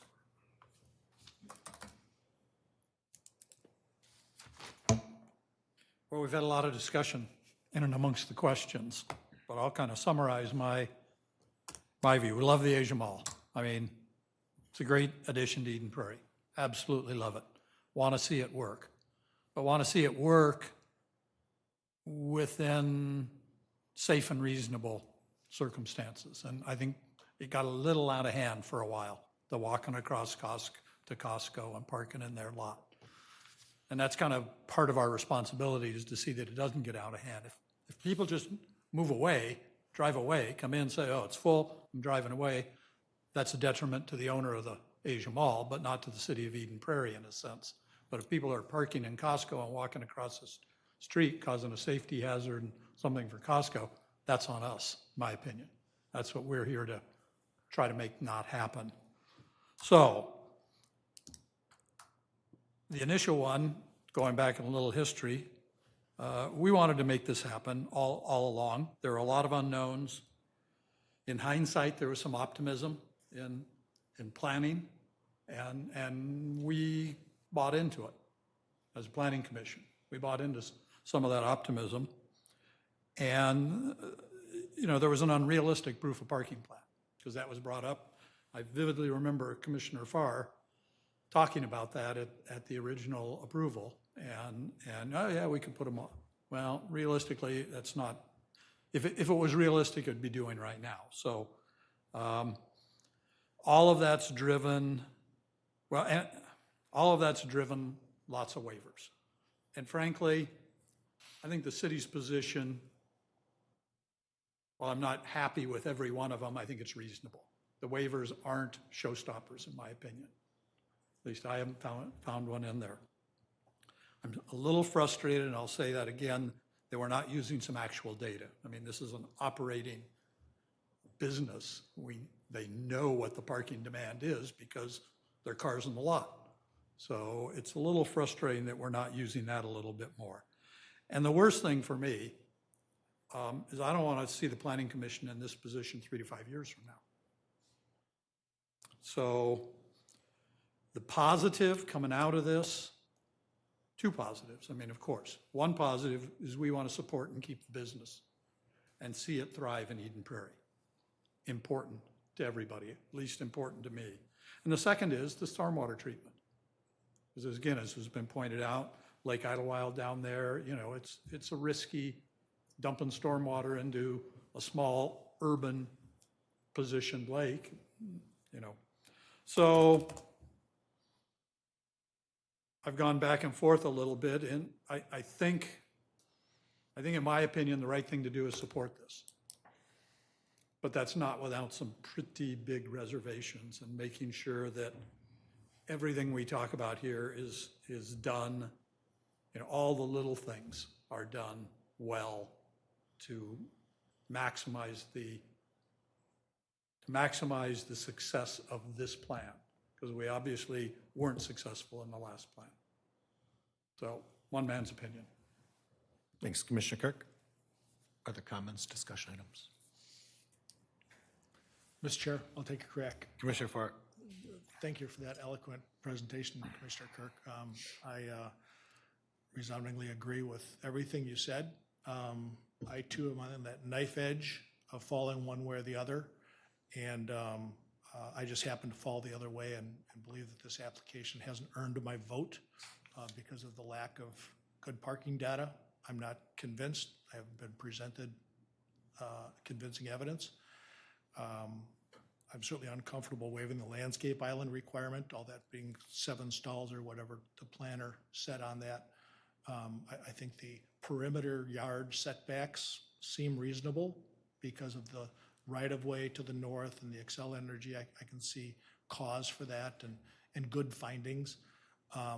But to put the burden on us as the monitors of good city policy to waive good planning design requirements in our ordinance, such as landscape islands and other requirements, because the business has failed to fulfill their own parking commitment. We haven't talked about the elephant in the room, which is if they can't provide enough parking, then they reduce demand by shutting down shops inside. That's what you would do in an office building. That's what you would do in a hotel, or whatever the parking demand problem would be. If you can't solve it on your property, you reduce the demand. And nobody wants to do that here. Me especially. I think it's a successful business, and again, I echo all of the positive things that Commissioner Kirk said about it. But that's the elephant in the room, and I'm not going to be afraid to say that. but it seems like we're taking the brunt of this problem, and I'm gonna say no to this application because of that. Thank you. Commissioner Farr? Would anyone else like to offer comments?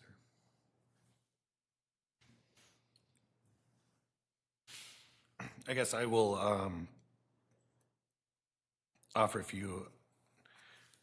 There was a lot of discussion at the about parking, and there was a talk of a ramp, but it feels like it was a little bit of a bait and switch because we're only 2 years away from that, and it's already back.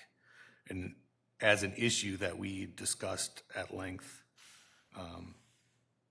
I think the place is a tremendous asset to Eden Prairie. I'm just concerned that we're building an overkill, and I also echo, I'm worried we're not using actuals. And there's no doubt there's a parking problem, right? I've been one of the people I've driven by and just kept going because it looks too full. So I think this is a unique situation. I don't know if we should be building to the parking code if that's not what's supposed to be, if that's not what's going to meet, because we're in this problem now, and I'd like to see us adjust if that's the case. I do like Commissioner Farr's idea that return to original if the demand ever changes or the circumstances change. I'm just worried that we're going counter to everything we talk about, the light rail, and where businesses ebb and flow. We build this huge parking lot, and then it flows down, and suddenly we just have this big parking lot. And we saw how Gander looked when it was sitting there just empty. Now imagine that I hope this never happens, but imagine that with that parking lot double the size. So I'm concerned about this one as well. I feel like it could come back, and maybe it's like a phase one. Could this meet the peak? And then there's a phase two or something, but I can't support this myself at this point either.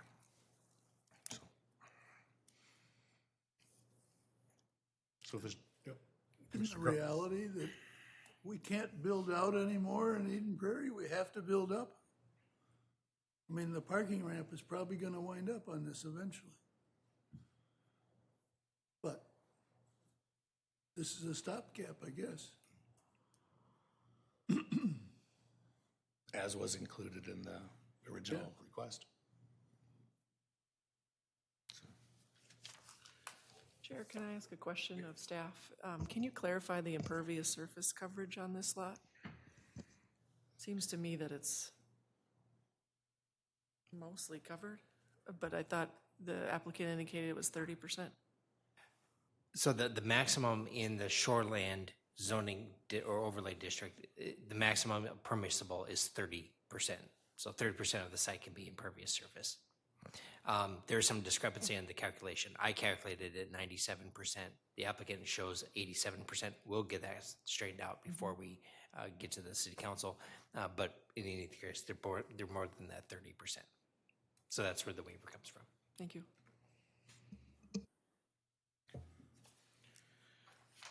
If no one else wants to have a discussion, I guess we're at a point where someone can make a recommendation. Either we pass with recommending the city council. May I ask another question? Yeah, of course. So what happens in the interim if we don't approve something of this? I mean, the problem continually persists, and there's continually a parking problem until we can come to a resolution on what should go on this site. So the longer we delay this, or the longer the problem persists. And so that I worry about that. Commissioner Vargas. Yeah, I can't answer for city staff, but I think the mechanism is complaint-based. So if the problem would persist, then I'm not a lawyer, is the right term, a cease and desist order would be put upon the landowner to say, you must do whatever it takes to stop your patrons from parking off-site, creating parking problems outside of your property.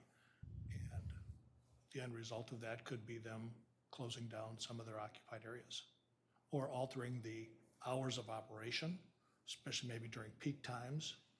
There are a number of strategies that they could employ, none of which are good for business, to reduce parking demand at peak times. That to me would be the response to a city order. But I'm not the city attorney, but that's my perception of how government would work. So whether we vote yes or no, does this still go in front of the city council for review or approval? Yep. Because at some point, we're providing guidance and our input, but we're not the decision makers or the approver, correct? That's the point I was just going to make as well. I'm willing to put the motion out because I think we as a planning commission need to go on record for the city council. Right. And I think this has been a great discussion because we've laid out, from our perspective, what we believe the issues are, and ultimately the city council is going to make the final call on it. And I think, at least in my value system, we ought to go on record so that the city council can watch this and understand where we're all coming from. And then ultimately they'll make their decision. Sorry, a question for Jeremy. Are you comfortable with their peak number estimates? Yes, you mean in terms of what? 360 or? Yes, we are, as a staff, reviewed that. It's interesting the direction the comment or the discussion has gone, because while the city code number is 445 or something like that, and then the ITE number is less than that, which is consistent with what we've observed without counts, but what we've kind of observed on site. And I'm most encouraged by, we knew that we were short almost 25% of the parking when we approved it back a couple of years ago. We're now short 5%. So I'm more comfortable that we're more realistic in terms of what our numbers are without meeting our city code numbers. If I can take a step back a bit, I'm hearing a lot of comment about the number of waivers granted. That we have the setbacks for the north, south, and west. The north ones don't lend us a lot of opportunity for snow storage, which is going to be an issue for the property owner to manage that. I've heard some comment about the parking lot islands, both size and the number. If we were to remove the required number of space, or if we were to remove spaces to remove those waivers, the parking lot islands or the sizes, we lose about 7 spaces, which drops, we're closer to 93 or 92% of what our city code would require, but we're removing a couple waivers. The setbacks are structural. You can't move those in the sense that you lose drive aisles or you lose rows of parking. But if the commission wanted to support the project, maximize the amount of parking, but not completely ceding all of the kind of the design goals that we've established over the years, the parking lot islands, the landscaping, that's one avenue you can do from a recommendation standpoint. If you're not going to get there, that's fine. That's certainly a recommendation. But you're absolutely right, Mr. Taylor. You're providing a recommendation to the city council, and they will hear your comment and hear your discussion of your concerns regardless of how the vote turns out. Thank you. Would someone like to make a motion on this?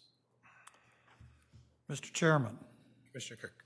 move to recommend approval for planned unit development concept review, PUD district review with waivers, and site plan review on 4.69 acres as represented in the April 8th, 2024 staff report.